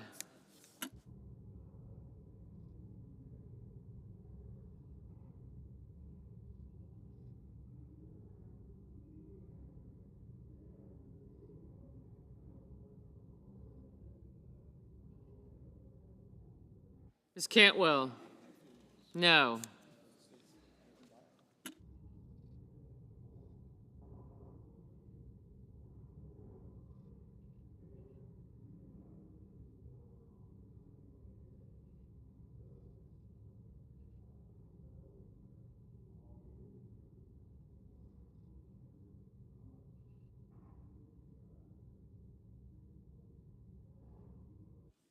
Mr. Blumenthal, no.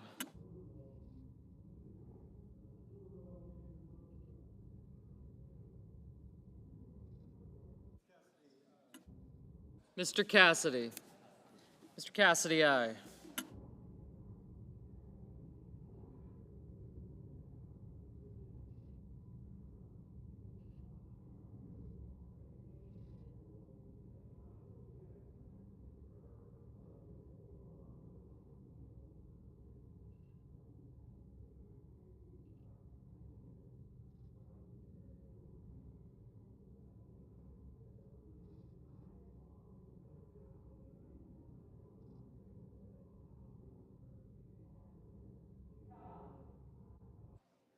Ms. Collins, aye.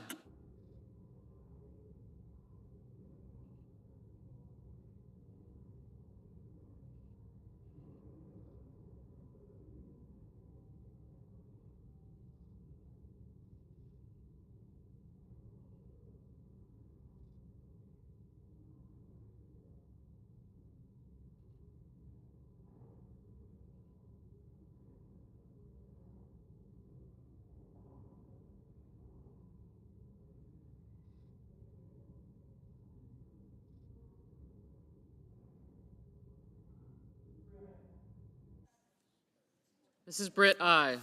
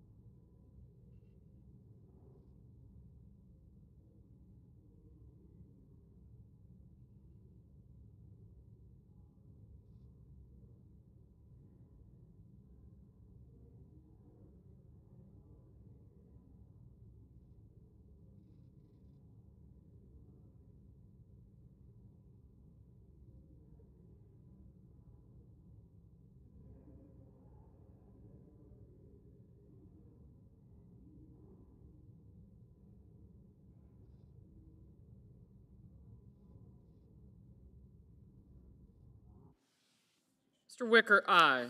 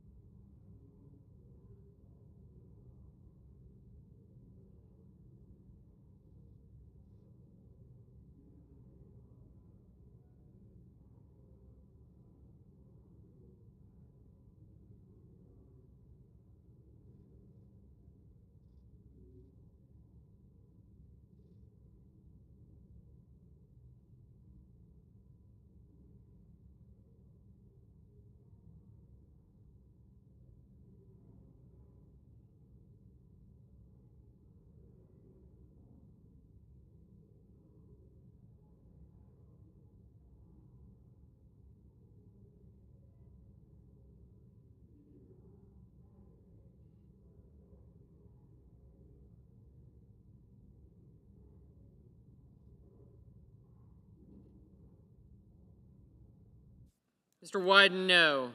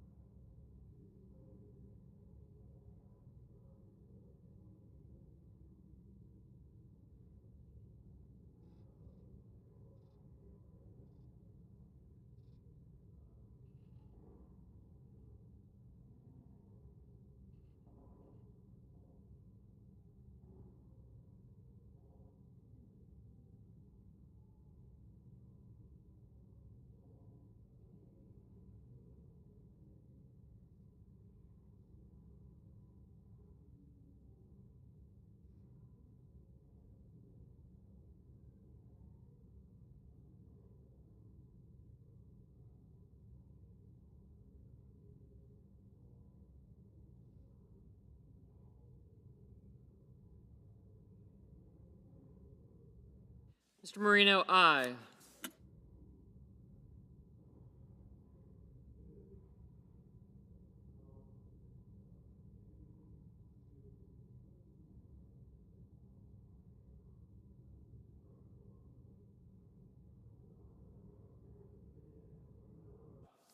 Mr. Banks, aye.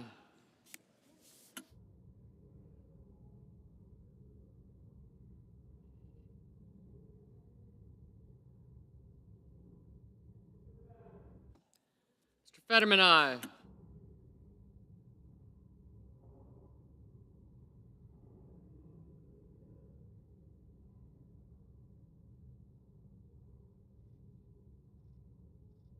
Mr. Markey, no.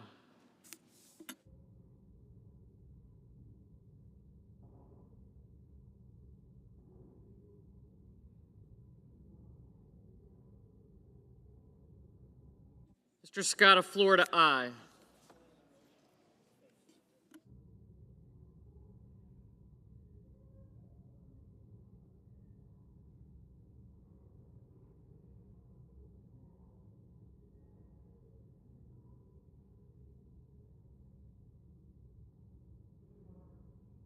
Mr. Marshall, aye.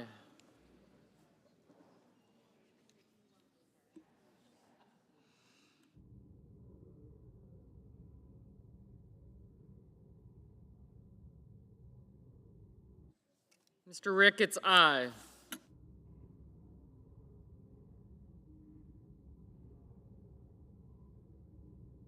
Mr. Sullivan, aye.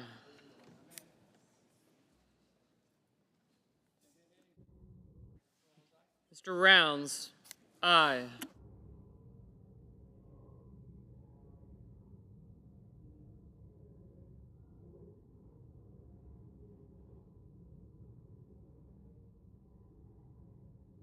Ms. Warren, no.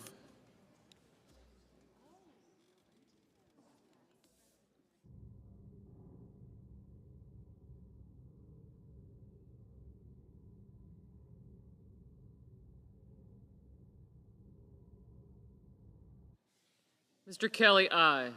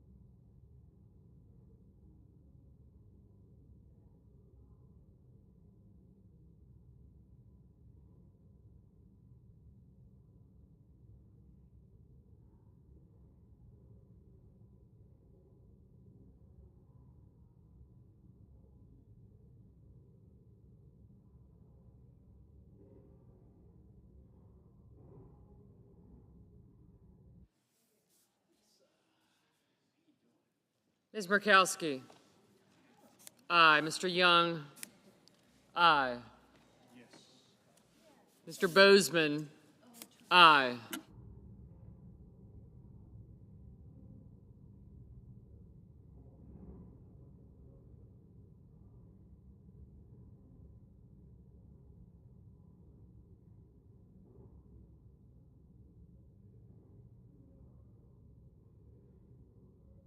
Ms. Smith, no.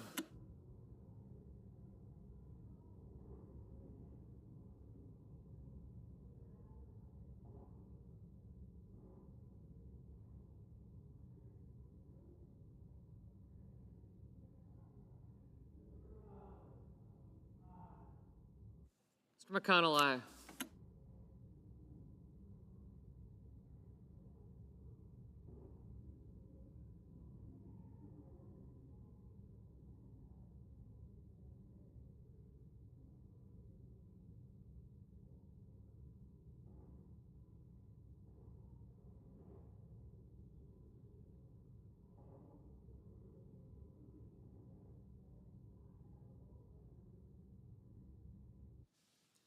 Mr. Risch, aye.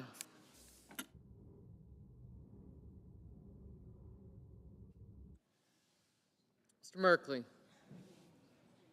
no. Ms. Blunt Rochester, no.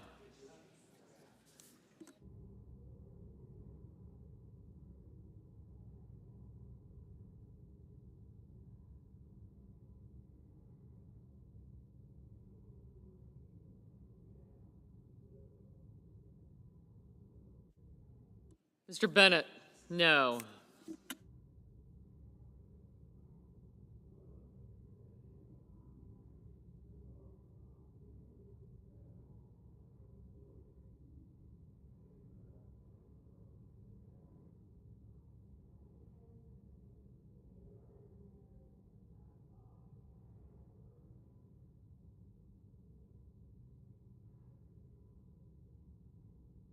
Mr. Mullen, aye.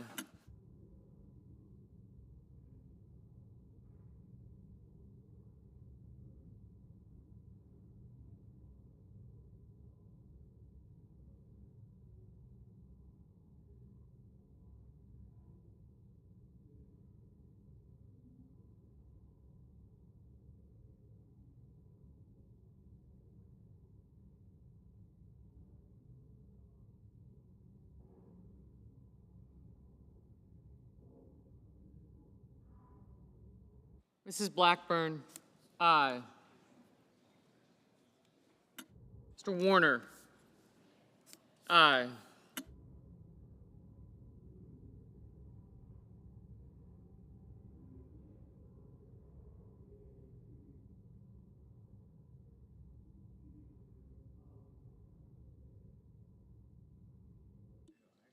Mr. Grassley, aye.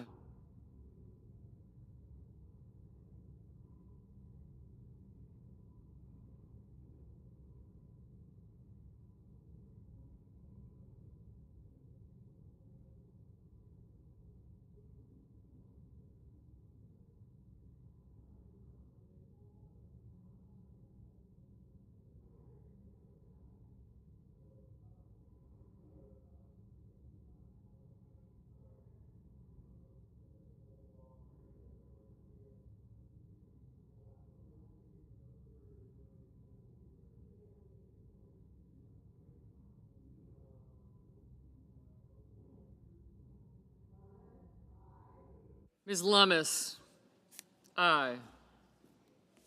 Mr. Schiff, aye.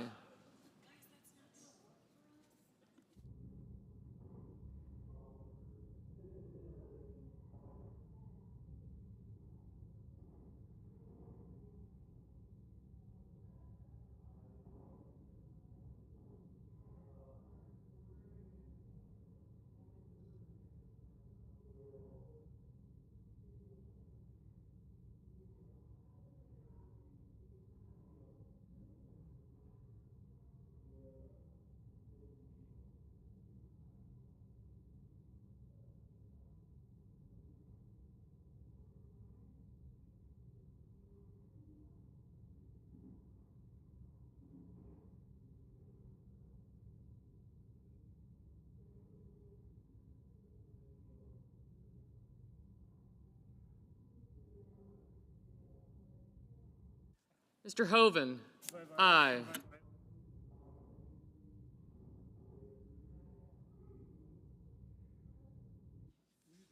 Mr. King, aye.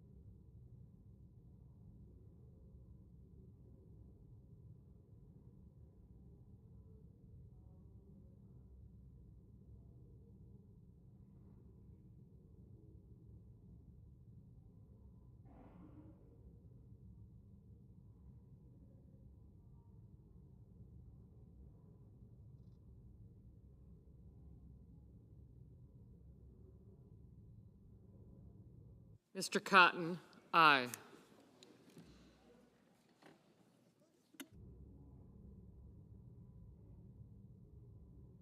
Mr. Langford, aye.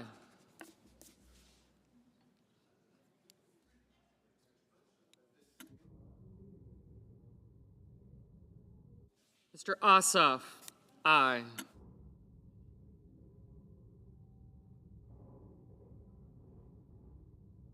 Ms. Alsobrooks, no. Mr. Cornyn, aye.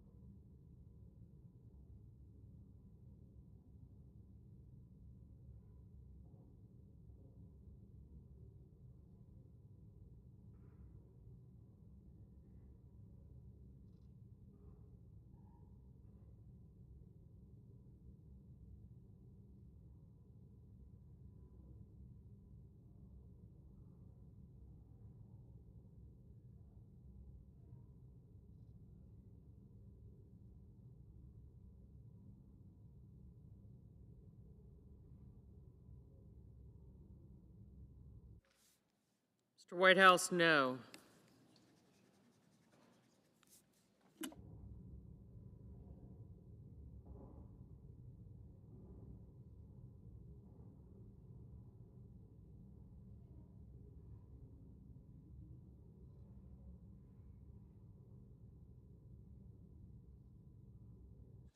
Mr. Paul, aye.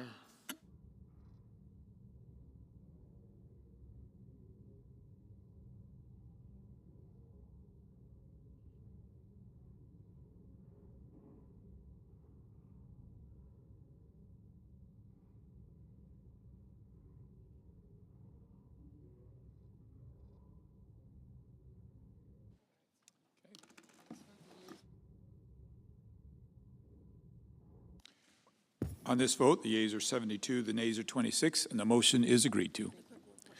The clerk will report the nomination. Department of Defense, Troy Meink of Virginia to be Secretary of the Air Force. Under the previous order, the Senate stands in recess until 2:15 p.m.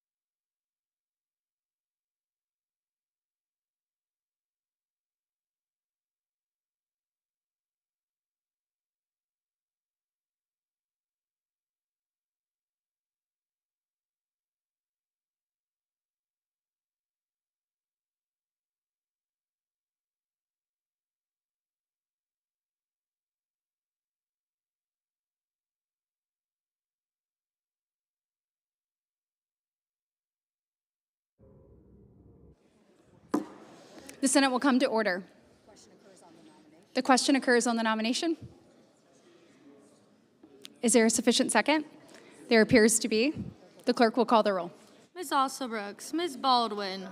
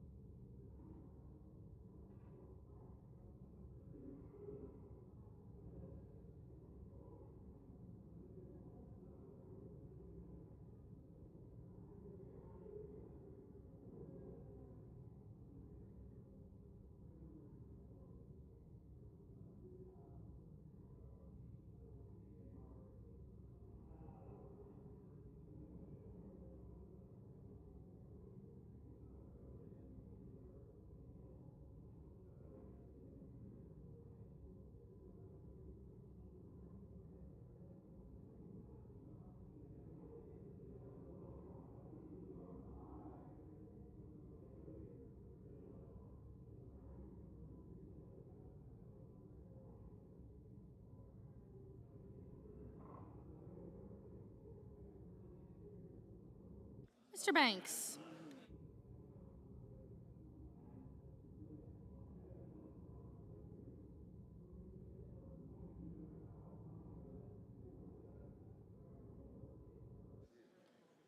Mr. Barrasso,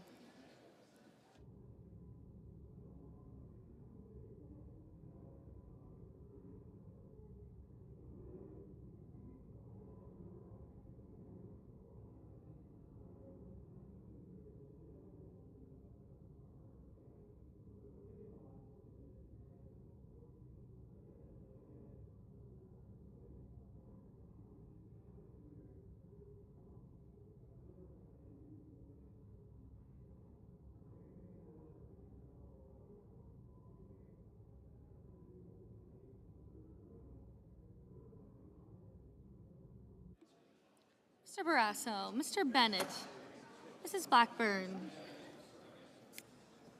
Mr. Blumenthal, Ms. Blood Rochester,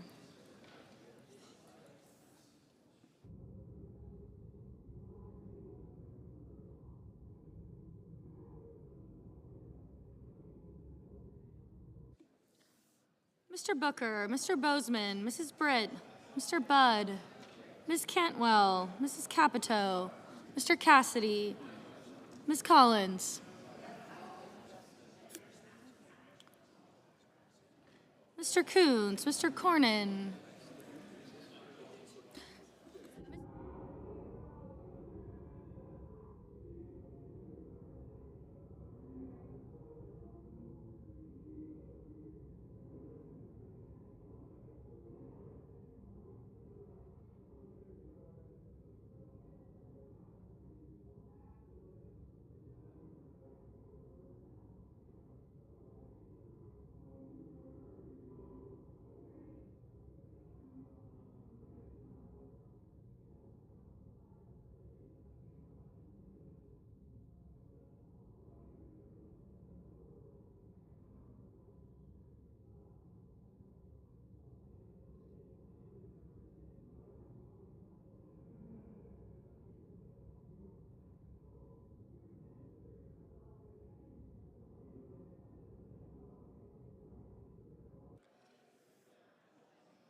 Ms. Cortez Masto, Mr. Cotton, Mr. Kramer, Mr. Crapo, Mr. Cruz, Mr. Curtis, Mr. Daines, Ms. Duckworth, Mr. Durbin, Ms. Ernst, Mr. Fetterman, Mrs. Fisher, Mr. Gallego, Mrs. Gillibrand, Mr. Graham,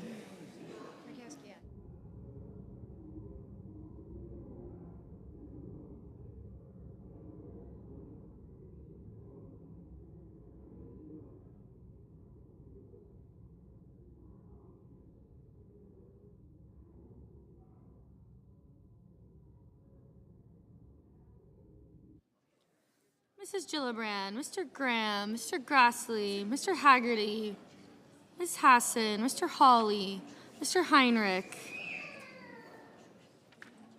Mr. Hickenlooper, Ms. Hirono, Mr. Hoven, Mr. Husted, Mrs. Hyde-Smith,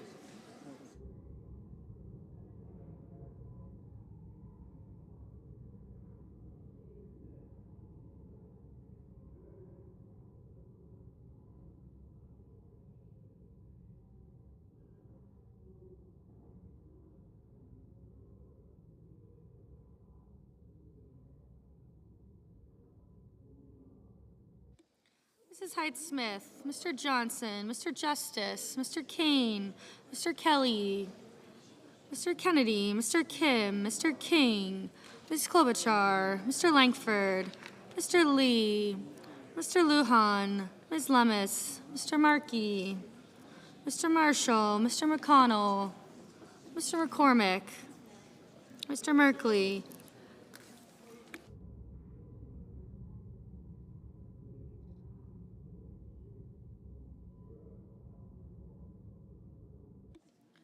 Mrs. Moody, Mr. Moran,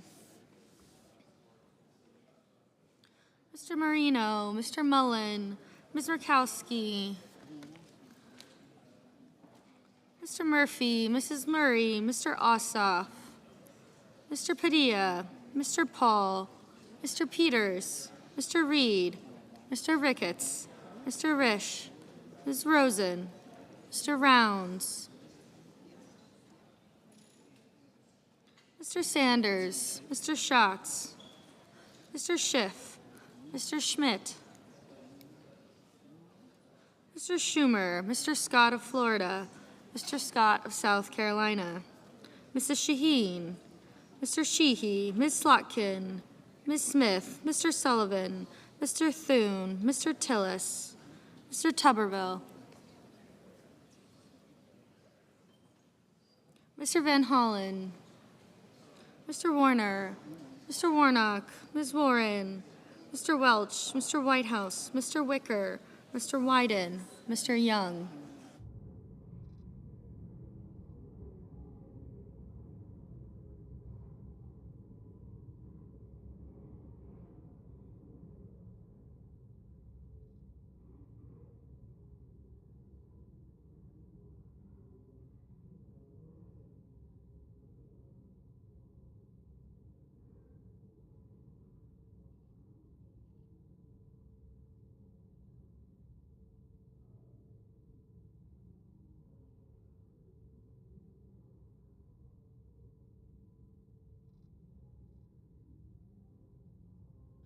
Senators voting in the affirmative: Baldwin, Britt, Capito, Kramer, Daines, Ernst, Fisher, Grassley, Heinrich, Hoven, Husted, Johnson, Kelly, Kennedy, Keem, Langford, Lujan, Lummis, Marshall, McConnell, McCormick, Moody, Moreno, Murkowski, Ossoff, Paul, Peters, Reed, Ricketts, Rosen, Rounds, Schiff, Schmidt, Scott of South Carolina, Shaheen, Sheehy, Slotkin, Sullivan, Tillis, Tuberville, Warner, and Wicker. Mr. Cotton. Mr. Cotton, aye. Mr. Cornyn, aye. Mr. Scott of Florida, aye. Mr. Barrasso, aye.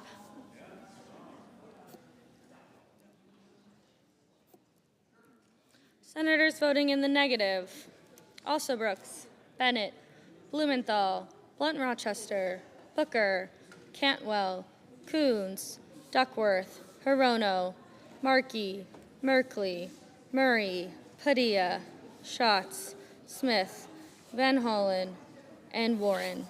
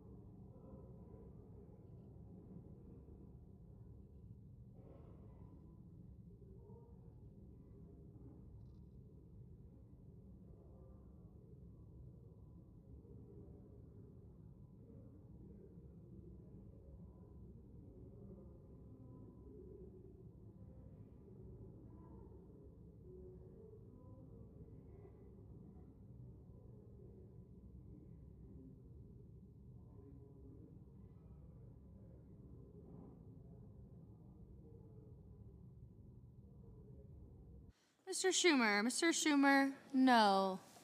Ms. Hassan, aye.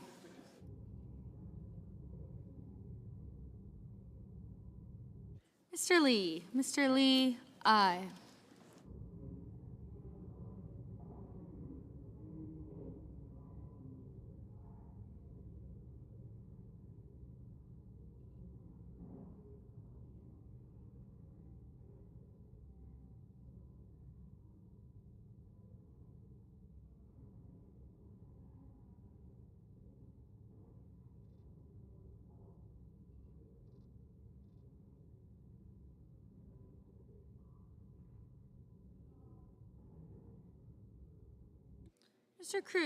Mr. Cruz, aye.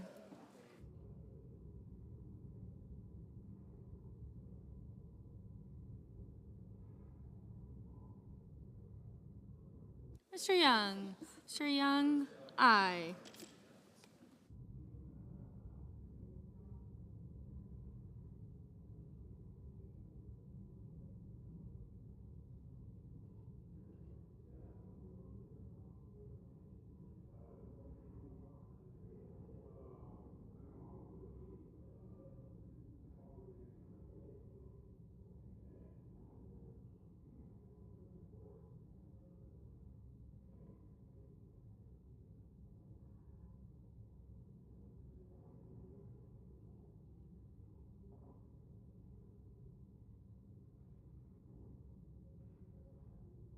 Ms. Cortez Masto, no. Mr. Wyden, no. Mr. Welch, aye.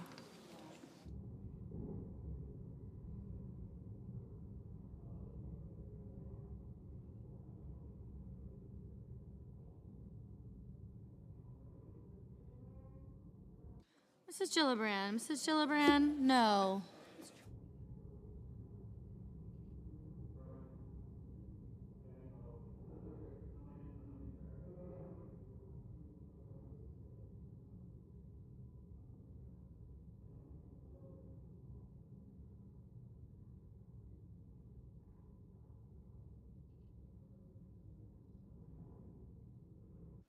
Ms. Klobuchar, aye.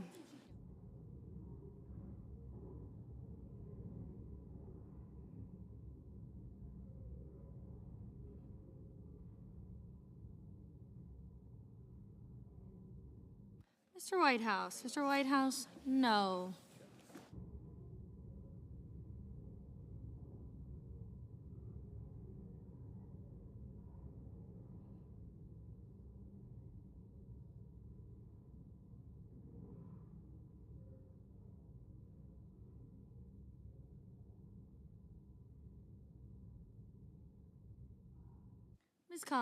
Ms. Collins, aye.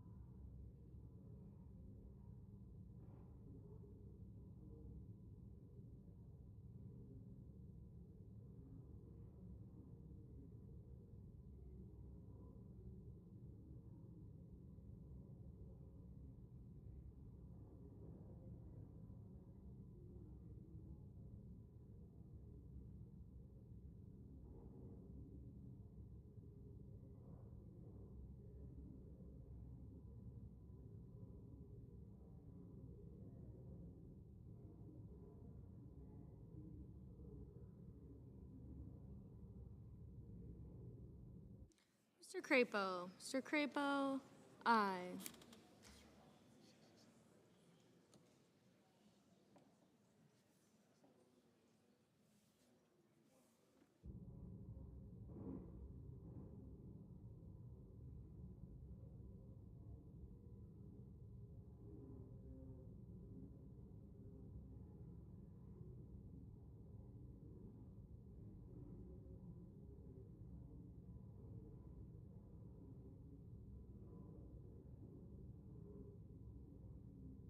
Mr. Sanders. Mr. Sanders, no.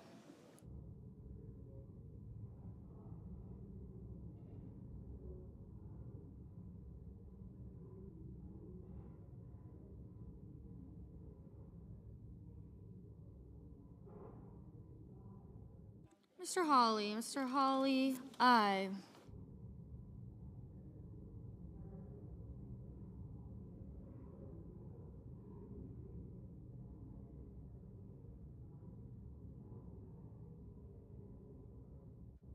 Mr. Gallego. Mr. Gallego, aye.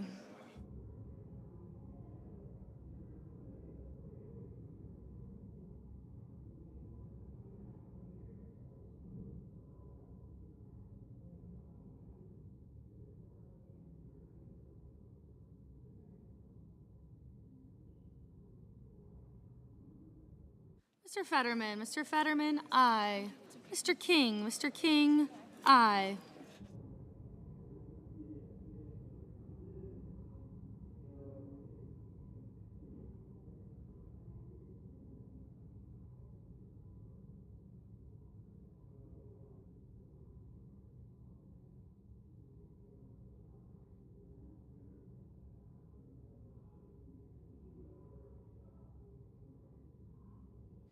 Mrs. Gillibrand. Mrs. Gillibrand, aye.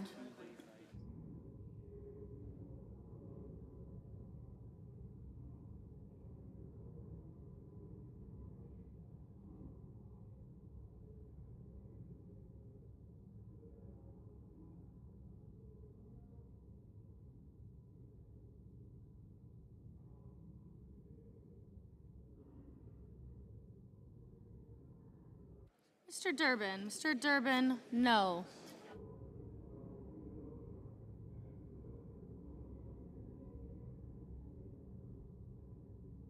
Mr. Curtis. Mr. Curtis, aye.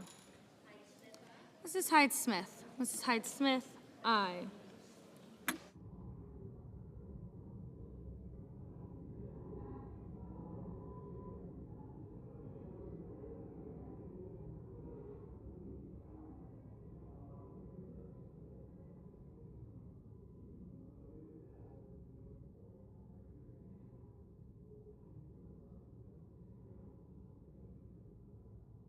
Mr. Thune. Mr. Thune, aye.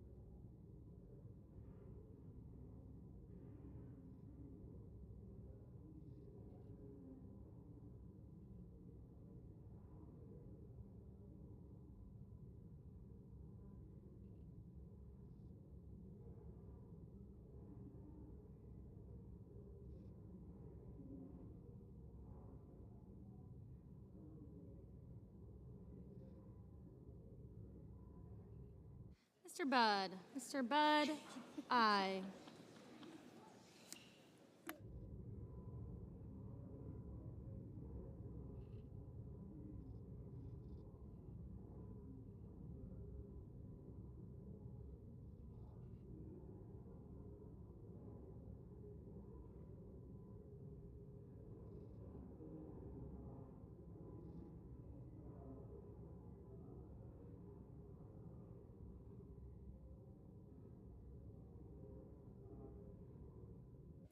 Mr. Risch. Mr. Risch, aye.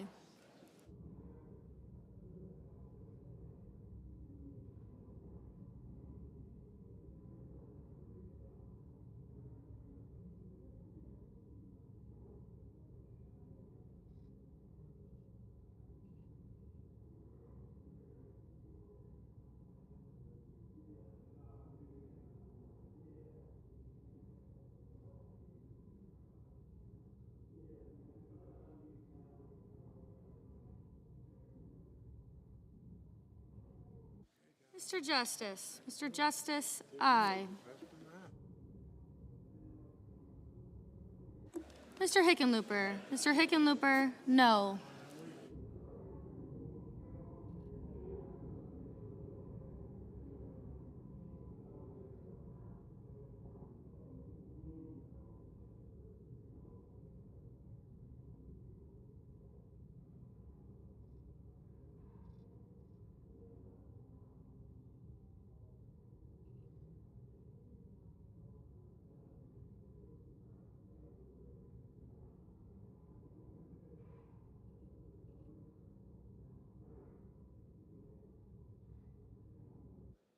Mr. Murphy. Mr. Murphy, no.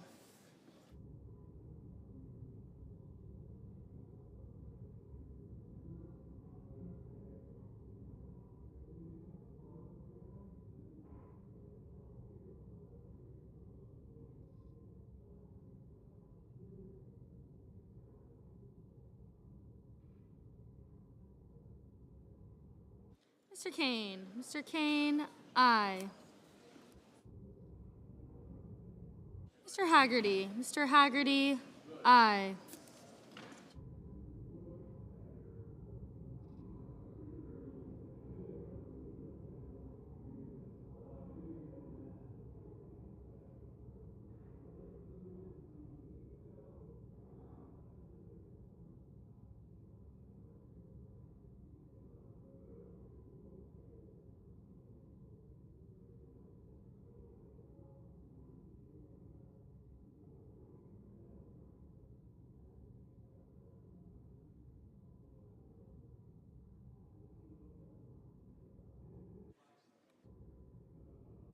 Mr. Moran. Mr. Moran, aye. Mr. Warnock. Mr. Warnock, aye. Mr. Cassidy. Mr. Cassidy, aye.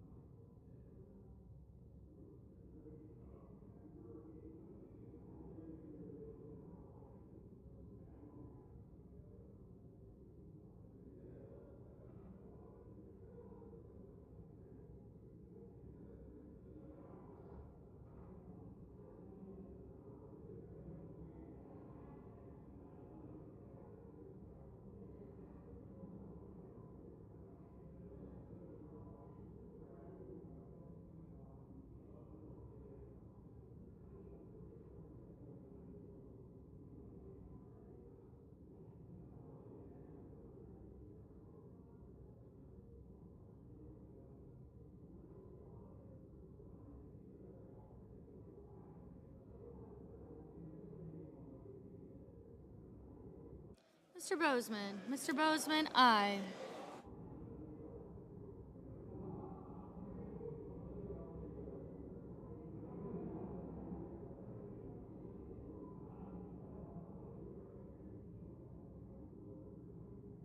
Mr. Banks. Mr. Banks, aye.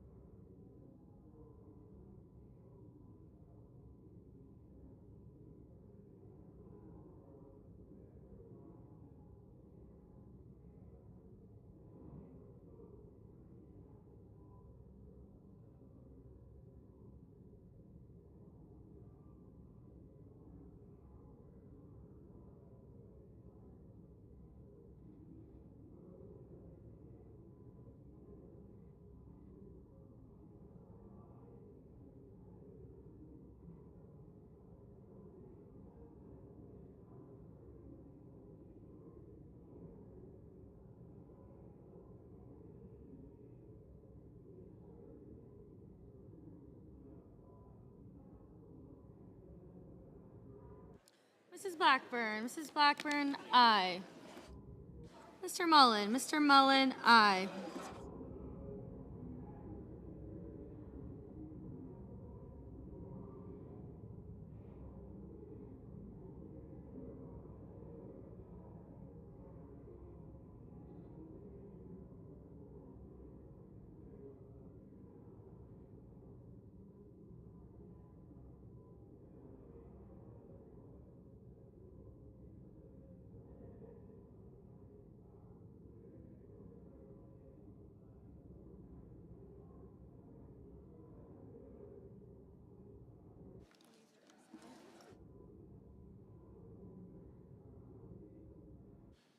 On this vote, the yeas are 74, the nays are 25. The nomination is agreed to.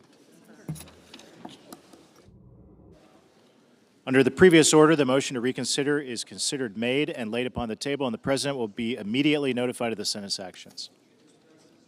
The Majority Leader. Unanimous consent that the mandatory quorum call with respect to the Danley nomination be waived. Without objection. By unanimous consent, the clerk will report the motion to invoke cloture. Cloture motion. We, the undersigned senators, in accordance with the provisions of Rule 22 of the Standing Rules of the Senate, do hereby move to bring to a close debate on the nomination of James Danley of Tennessee to be Deputy Secretary of Energy, signed by 17 senators. By unanimous consent, the mandatory quorum call has been waived. The question is it the sense of the Senate that debate on the nomination of James Danley of Tennessee to be Deputy Secretary of Energy shall be brought to a close? The yeas and nays are mandatory under the rule. The clerk will call the roll. Ms. Also Brooks.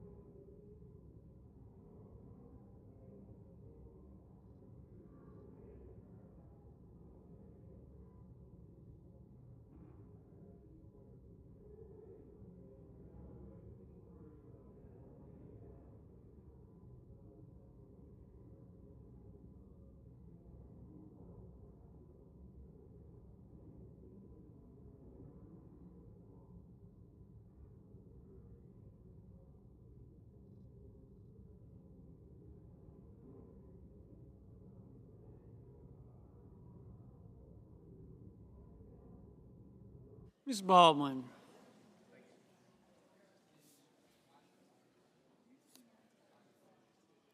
Mr. Banks.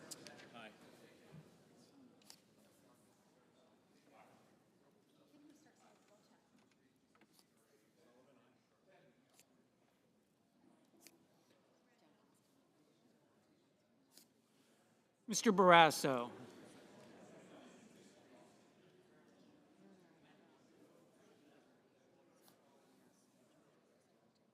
Mr. Blumenthal.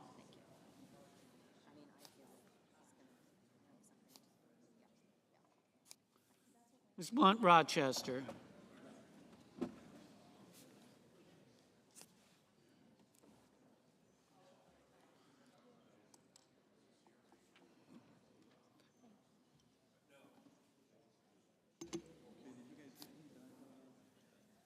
Mr. Booker.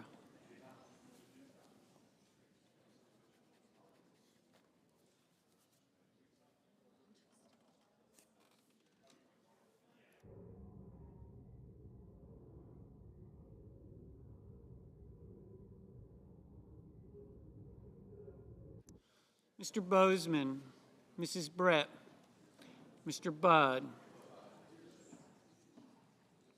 Ms. Cantwell, Mrs. Capito,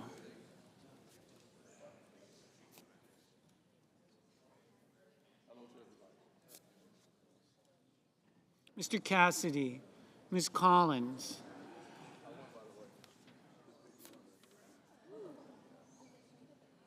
Mr. Coons, Mr. Cornyn,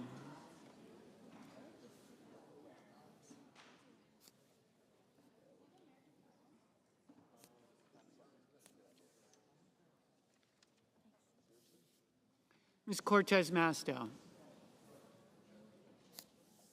Mr. Cotton, Mr. Kramer, Mr. Crapo, Mr. Cruz, Mr. Curtis, Mr. Daines, Ms. Duckworth,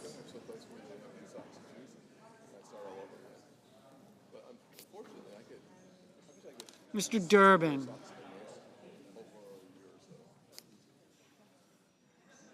Ms. Ernst, Mr. Fetterman, Mrs. Fisher, Mr. Gallego, Mrs. Gillibrand, Mr. Graham, Mr. Grassley, Mr. Haggerty, Ms. Hassan, Mr. Hawley, Mr. Heinrich, Mr. Hickenlooper, Ms. Hirono, Mr. Hoven, Mr. Husted, Mrs. Hyde-Smith, Mr. Johnson, Mr. Justice, Mr. Kane, Mr. Kelly, Mr. Kennedy, Mr. Kim, Mr. King, Ms. Klobuchar, Mr. Langford, Mr. Lee, Mr. Lujan, Ms. Lummis, Mr. Markey, Mr. Marshall, Mr. McConnell, Mr. McCormick,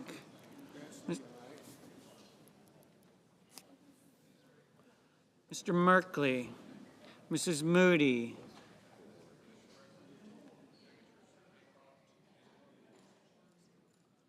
Mr. Moran,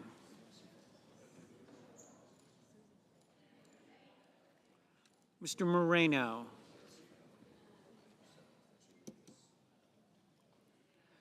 Mr. Mullen,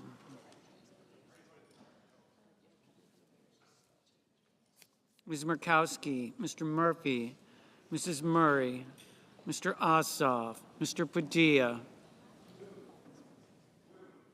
Mr. Paul,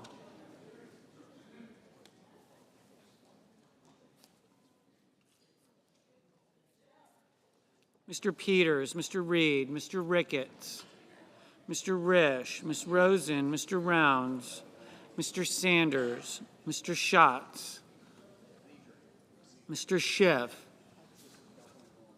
Mr. Schmidt, Mr. Schumer, Mr. Scott of Florida, Mr. Scott of South Carolina, Mrs. Shaheen,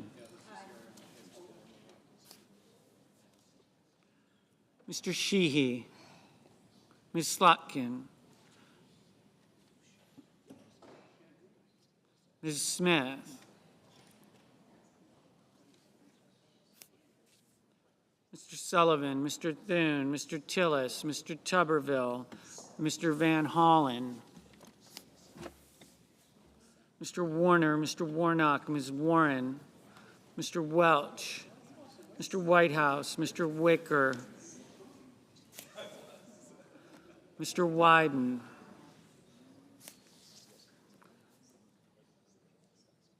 Mr. Young.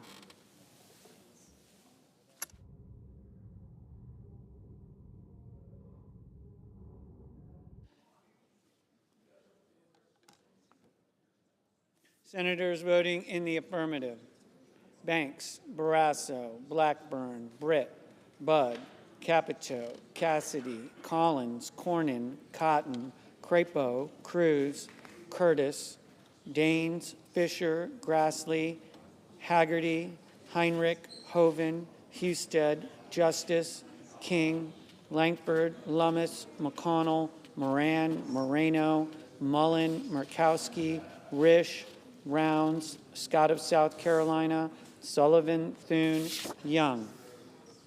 Senators voting in the negative: also Brooks, Blunt Rochester, Booker, Durbin, Fetterman, Gallego, Gillibrand, Hassan, Hickenlooper, Kane, Klobuchar, Murray, Ossoff, Reed, Rosen, Sanders, Schatz, Smith, Warner, Warnock.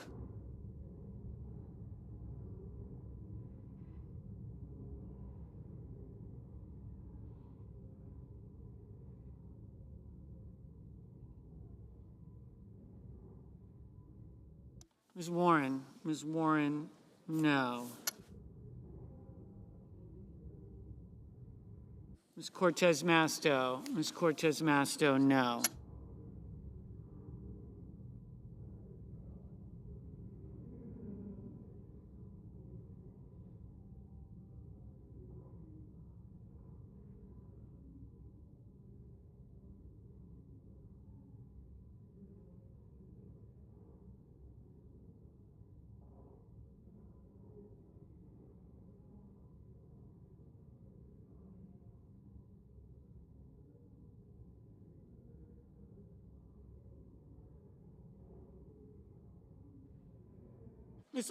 Ms. Ernst, aye.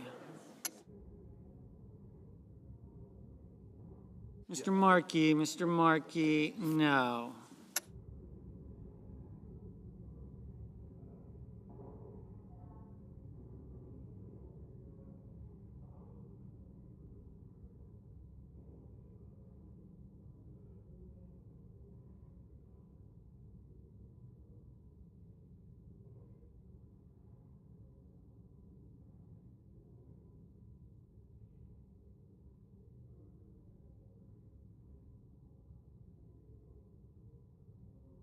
Mr. Bozeman, aye.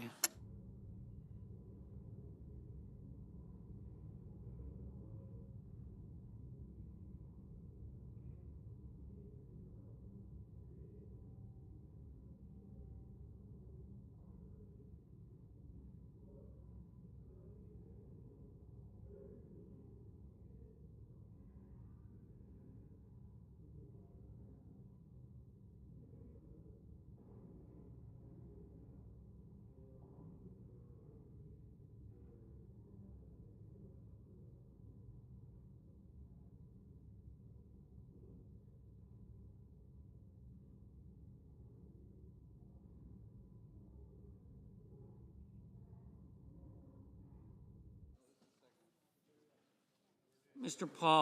Paul, aye.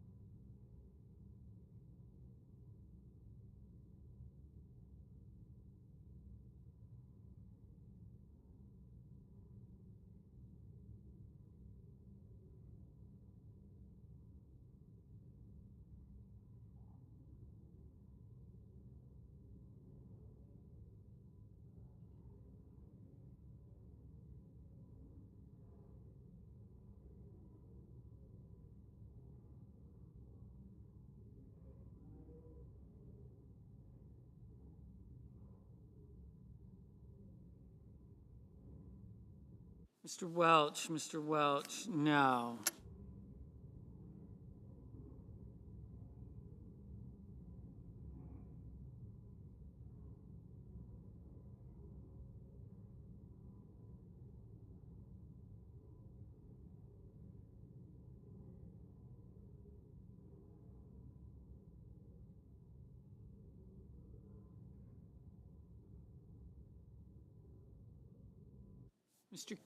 Mr. Coons, no.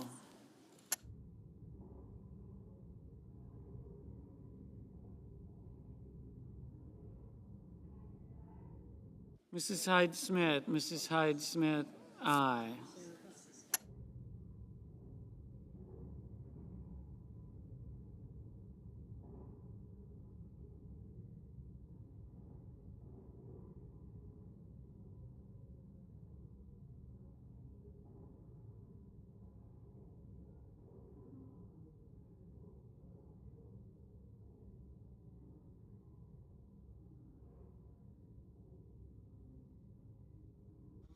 Ms. Hirono, no.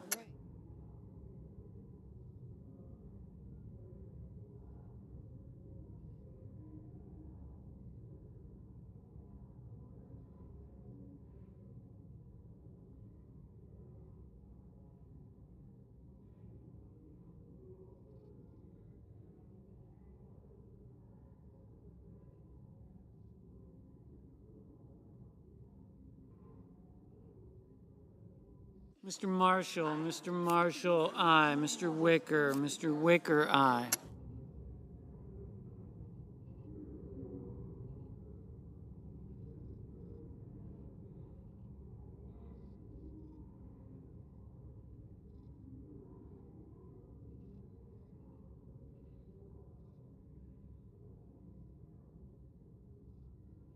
Mr. Sheehy, aye. Mr. Johnson, aye. Mr. Kim, no.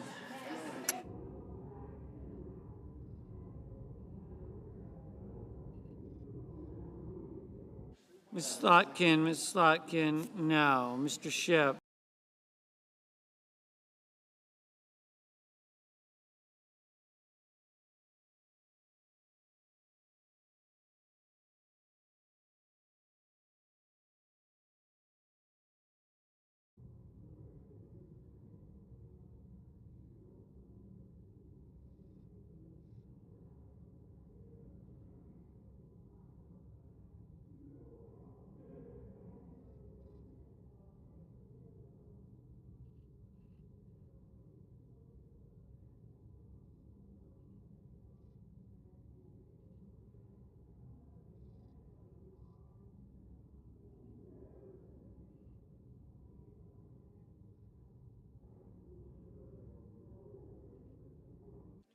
Mr. Blumenthal, no.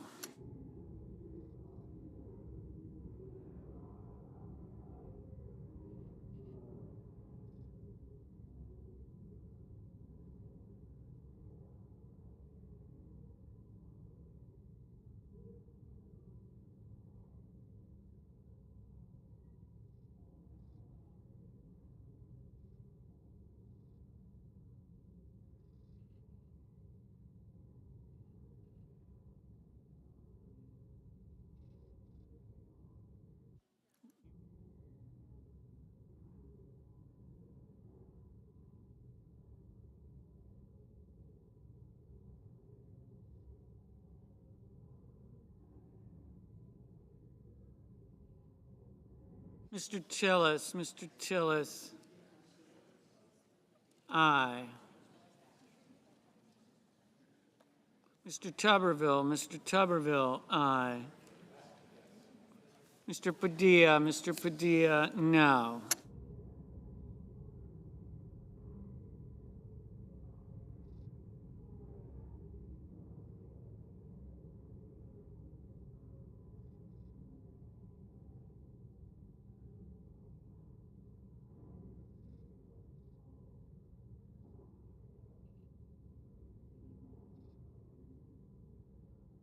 Mr. Murphy, no.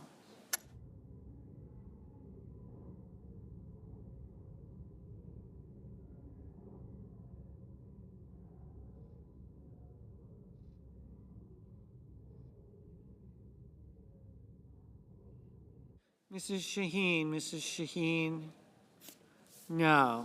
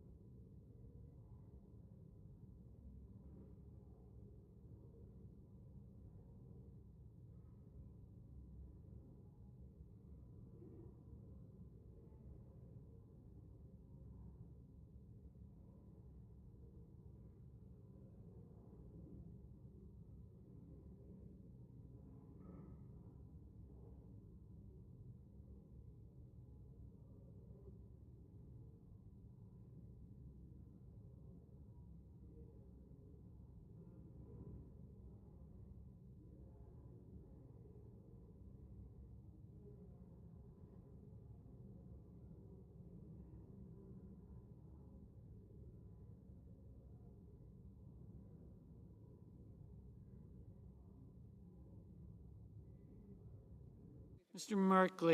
Merkley, no. Mr. Peters, no. Mr. Kennedy, aye.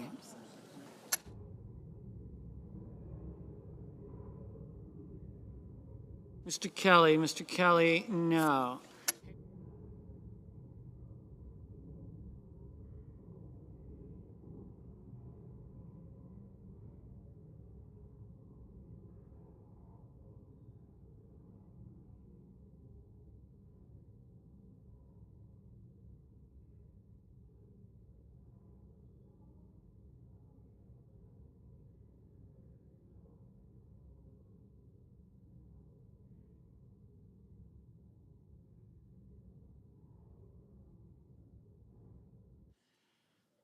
Mr. Lee, aye.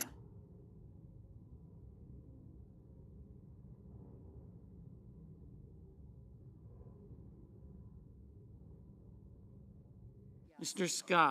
Scott of Florida, aye.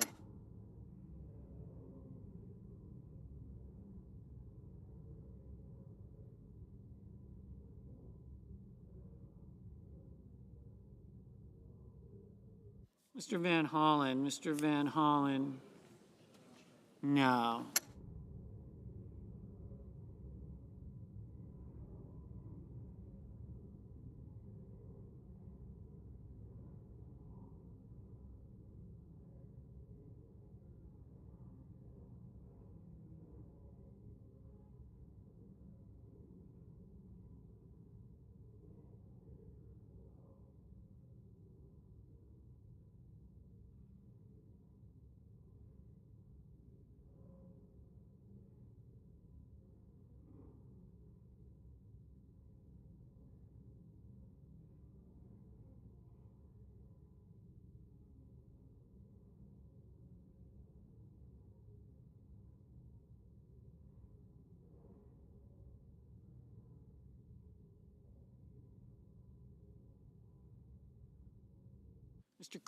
Mr. Kramer, aye.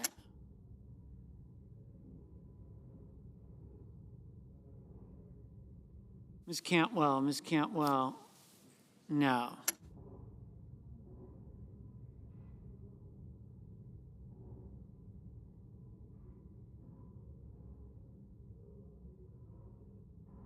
Mr. Lujan, no.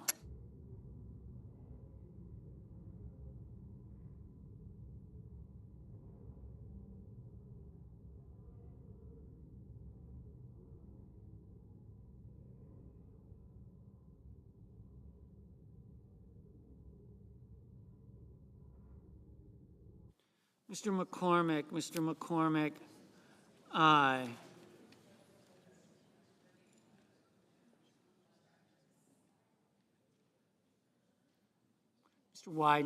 Mr. Wyden, no. Ms. Baldwin, no.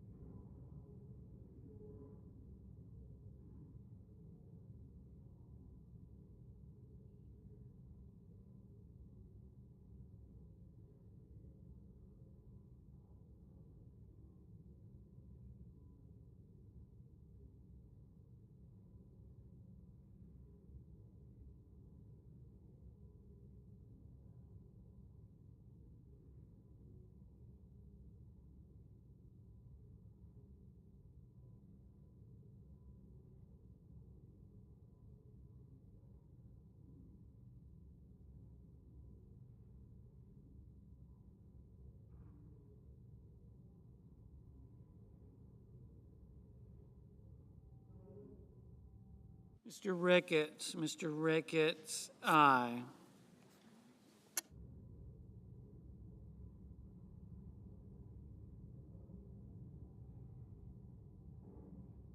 Ms. Duckworth, no.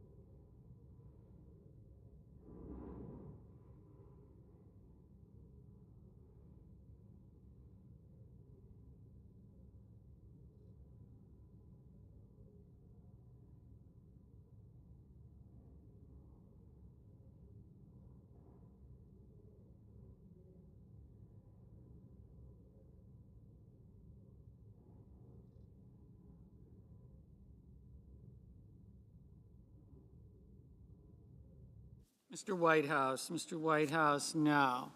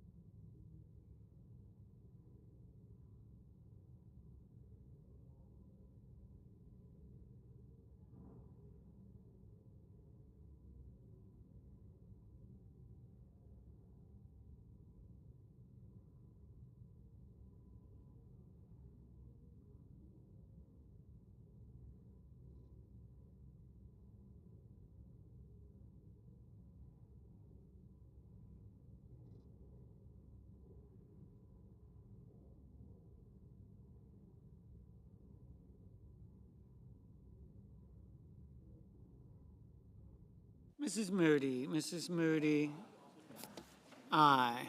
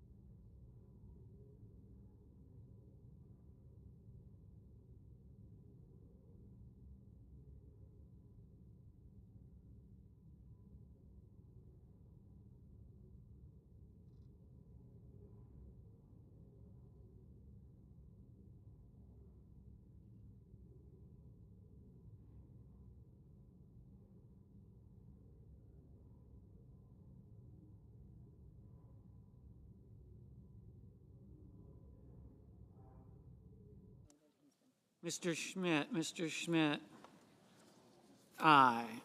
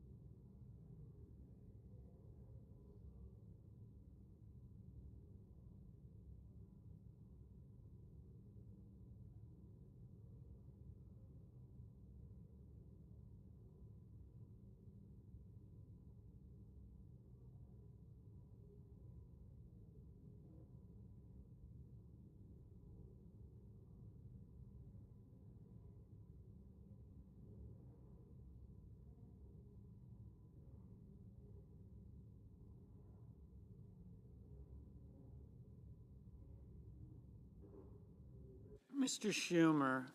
Mr. Schumer, no.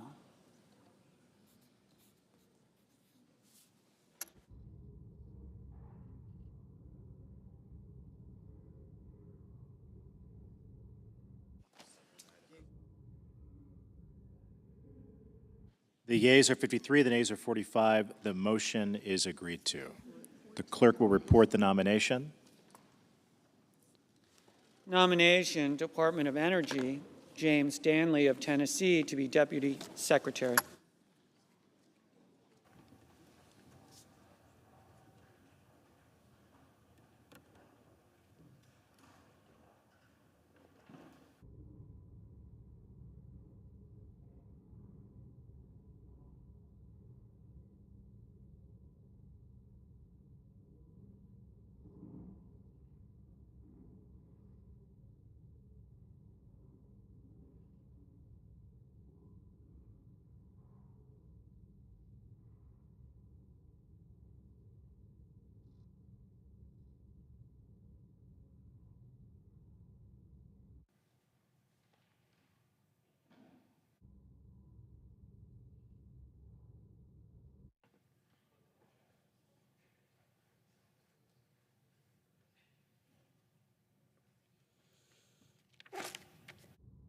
President. The senator from Alabama. In March of this year, I delivered remarks right here on the Senate floor about a piece of legislation, bipartisan, common sense, child care legislation. I spoke about how the Republican Party is now the party of parents, the party of families, the party of hard-working Americans. I spoke about how we, as the party of life, the party of families, should prioritize ways to make it easier to both start and grow our families. Since then, more and more colleagues have joined the Child Care Availability and Affordability Act. As we work to build back America, it just makes sense. I was proud to introduce this legislation with Senator Tim Kaine, and we believe it will help address our nation's child care crisis. Supporters are both Republicans and Democrats. They're both parents and grandparents who understand how incredibly difficult it is to find affordable, high-quality, reliable child care. I've spoken about my own personal story in this chamber, but today I want to speak for the millions of moms and dads who don't just want Congress to do something about this. They need Congress to do something. Recent polls show that 81% of America, think about that, in the time that we are right now, 81% of America believe affordable and available childcare is an issue that everyone should be concerned with, regardless of whether they have children or not. 72% of Republicans say increasing federal funding for childcare is an important priority and a good use of taxpayer dollars. 70% of independents and 90% of Democrats agree. 3 out of every 4 Americans believe that the lack of childcare impacts the ability of businesses to function effectively and consistently. The message from voters is absolutely crystal clear. It's not just parents of young children who are impacted by the lack of affordable and available childcare. It is small business owners, neighbors, grandparents, and friends. This issue cuts across different demographics and party lines. It is a struggle that Congress absolutely should address. I believe the solution is my child care legislation, the Child Care Availability and Affordability Act. This plan consists of targeted investments in families and small businesses. It modernizes 3 existing tax credits to reflect the current economic reality. This is an example of good common sense policymaking. We are not creating a new entitlement. We are letting Americans keep more of their hard-earned taxpayer dollars in a manner that actually grows the economy. And we're offering job creators an incentive to invest directly and they're hard-working people that have child care needs, and those benefits would help. These tax credits have not been updated since 2001, so almost 25 years ago. Unfortunately, inaction by Congress has contributed to the crisis. The American economy loses $122 billion a year because of the lack of affordable child care. In contrast, my bill would cost just over $4 billion a year. You can do that math. Imagine the boost to our economy if we made this targeted investment in workers and in families. Consider a parent who may be a low-income individual, many of whom find the high cost of childcare to be the single biggest barrier in re-entering the workforce. We could empower those parents to get back to work and move off government assistance. This is exactly the kind of pro-family, pro-Main Street, pro-worker legislation that has the ability to both transform our economy and support families. I want to thank my colleagues who have already signed on, and most recently, the senior senator from Alabama, Tommy Tuberville, and the senior senator from Arizona, Mark Kelly. I am encouraged by the amount of support this legislation continues to build, but we can't stop now. They are counting on Republicans, the American people, to be that party of families, the party of parents, the party of hardworking Americans, and to actually deliver. I believe the American people are firmly behind us, and I want to encourage all of my colleagues to join with me in this effort. We are elected to serve the needs of our constituents, and when the American people speak out about those needs, we have an obligation to listen and to do something about it. Thank you, Mr. President. I yield the floor.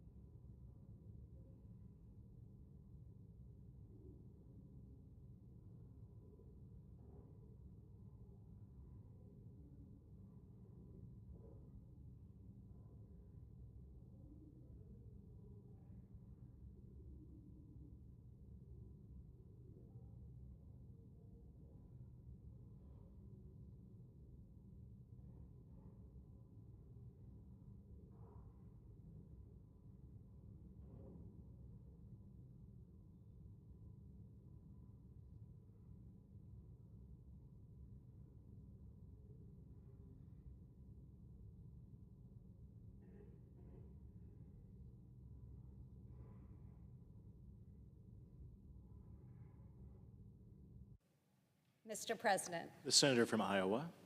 Mr. President, today I stand here to recognize small business.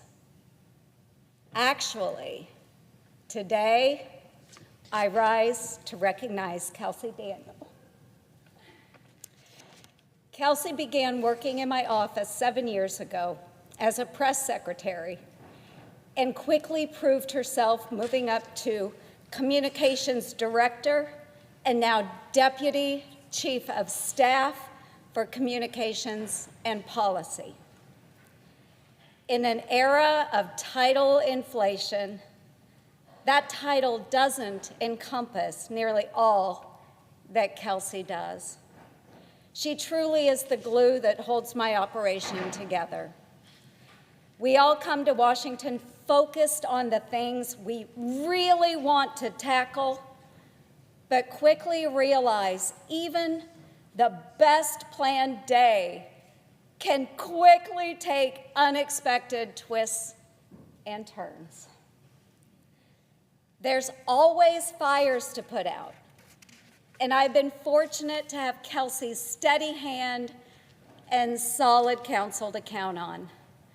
No matter the assignment or situation, just like her favorite meme, "This is fine. This is fine." She always responds this way and calmly goes about her work. However, most days, she's anticipating what could go wrong and getting on ahead of it. She is able to put out fires, sometimes even before they start. She's already figured out how to handle the hot topics of the day while preparing for tomorrow. We all know if there is a problem, we can turn to Kelsey and say, "Please fix," and the job gets done. She is as precise as a fine-tooth comb. From pulling off press conferences abroad to wacky floor speeches and, of course, my day-to-day operations, Kelsey is relentless in ensuring perfection in execution. In fact, Kelsey, my staff was very nervous about surprising you today with this speech because she hadn't edited it. That's because she always puts the finishing touches on every project that makes it better. She has the same impact on all of us around her. She always brings up everyone by making each of us stronger, myself included. Whether driving river to river across Iowa or navigating the halls of Congress,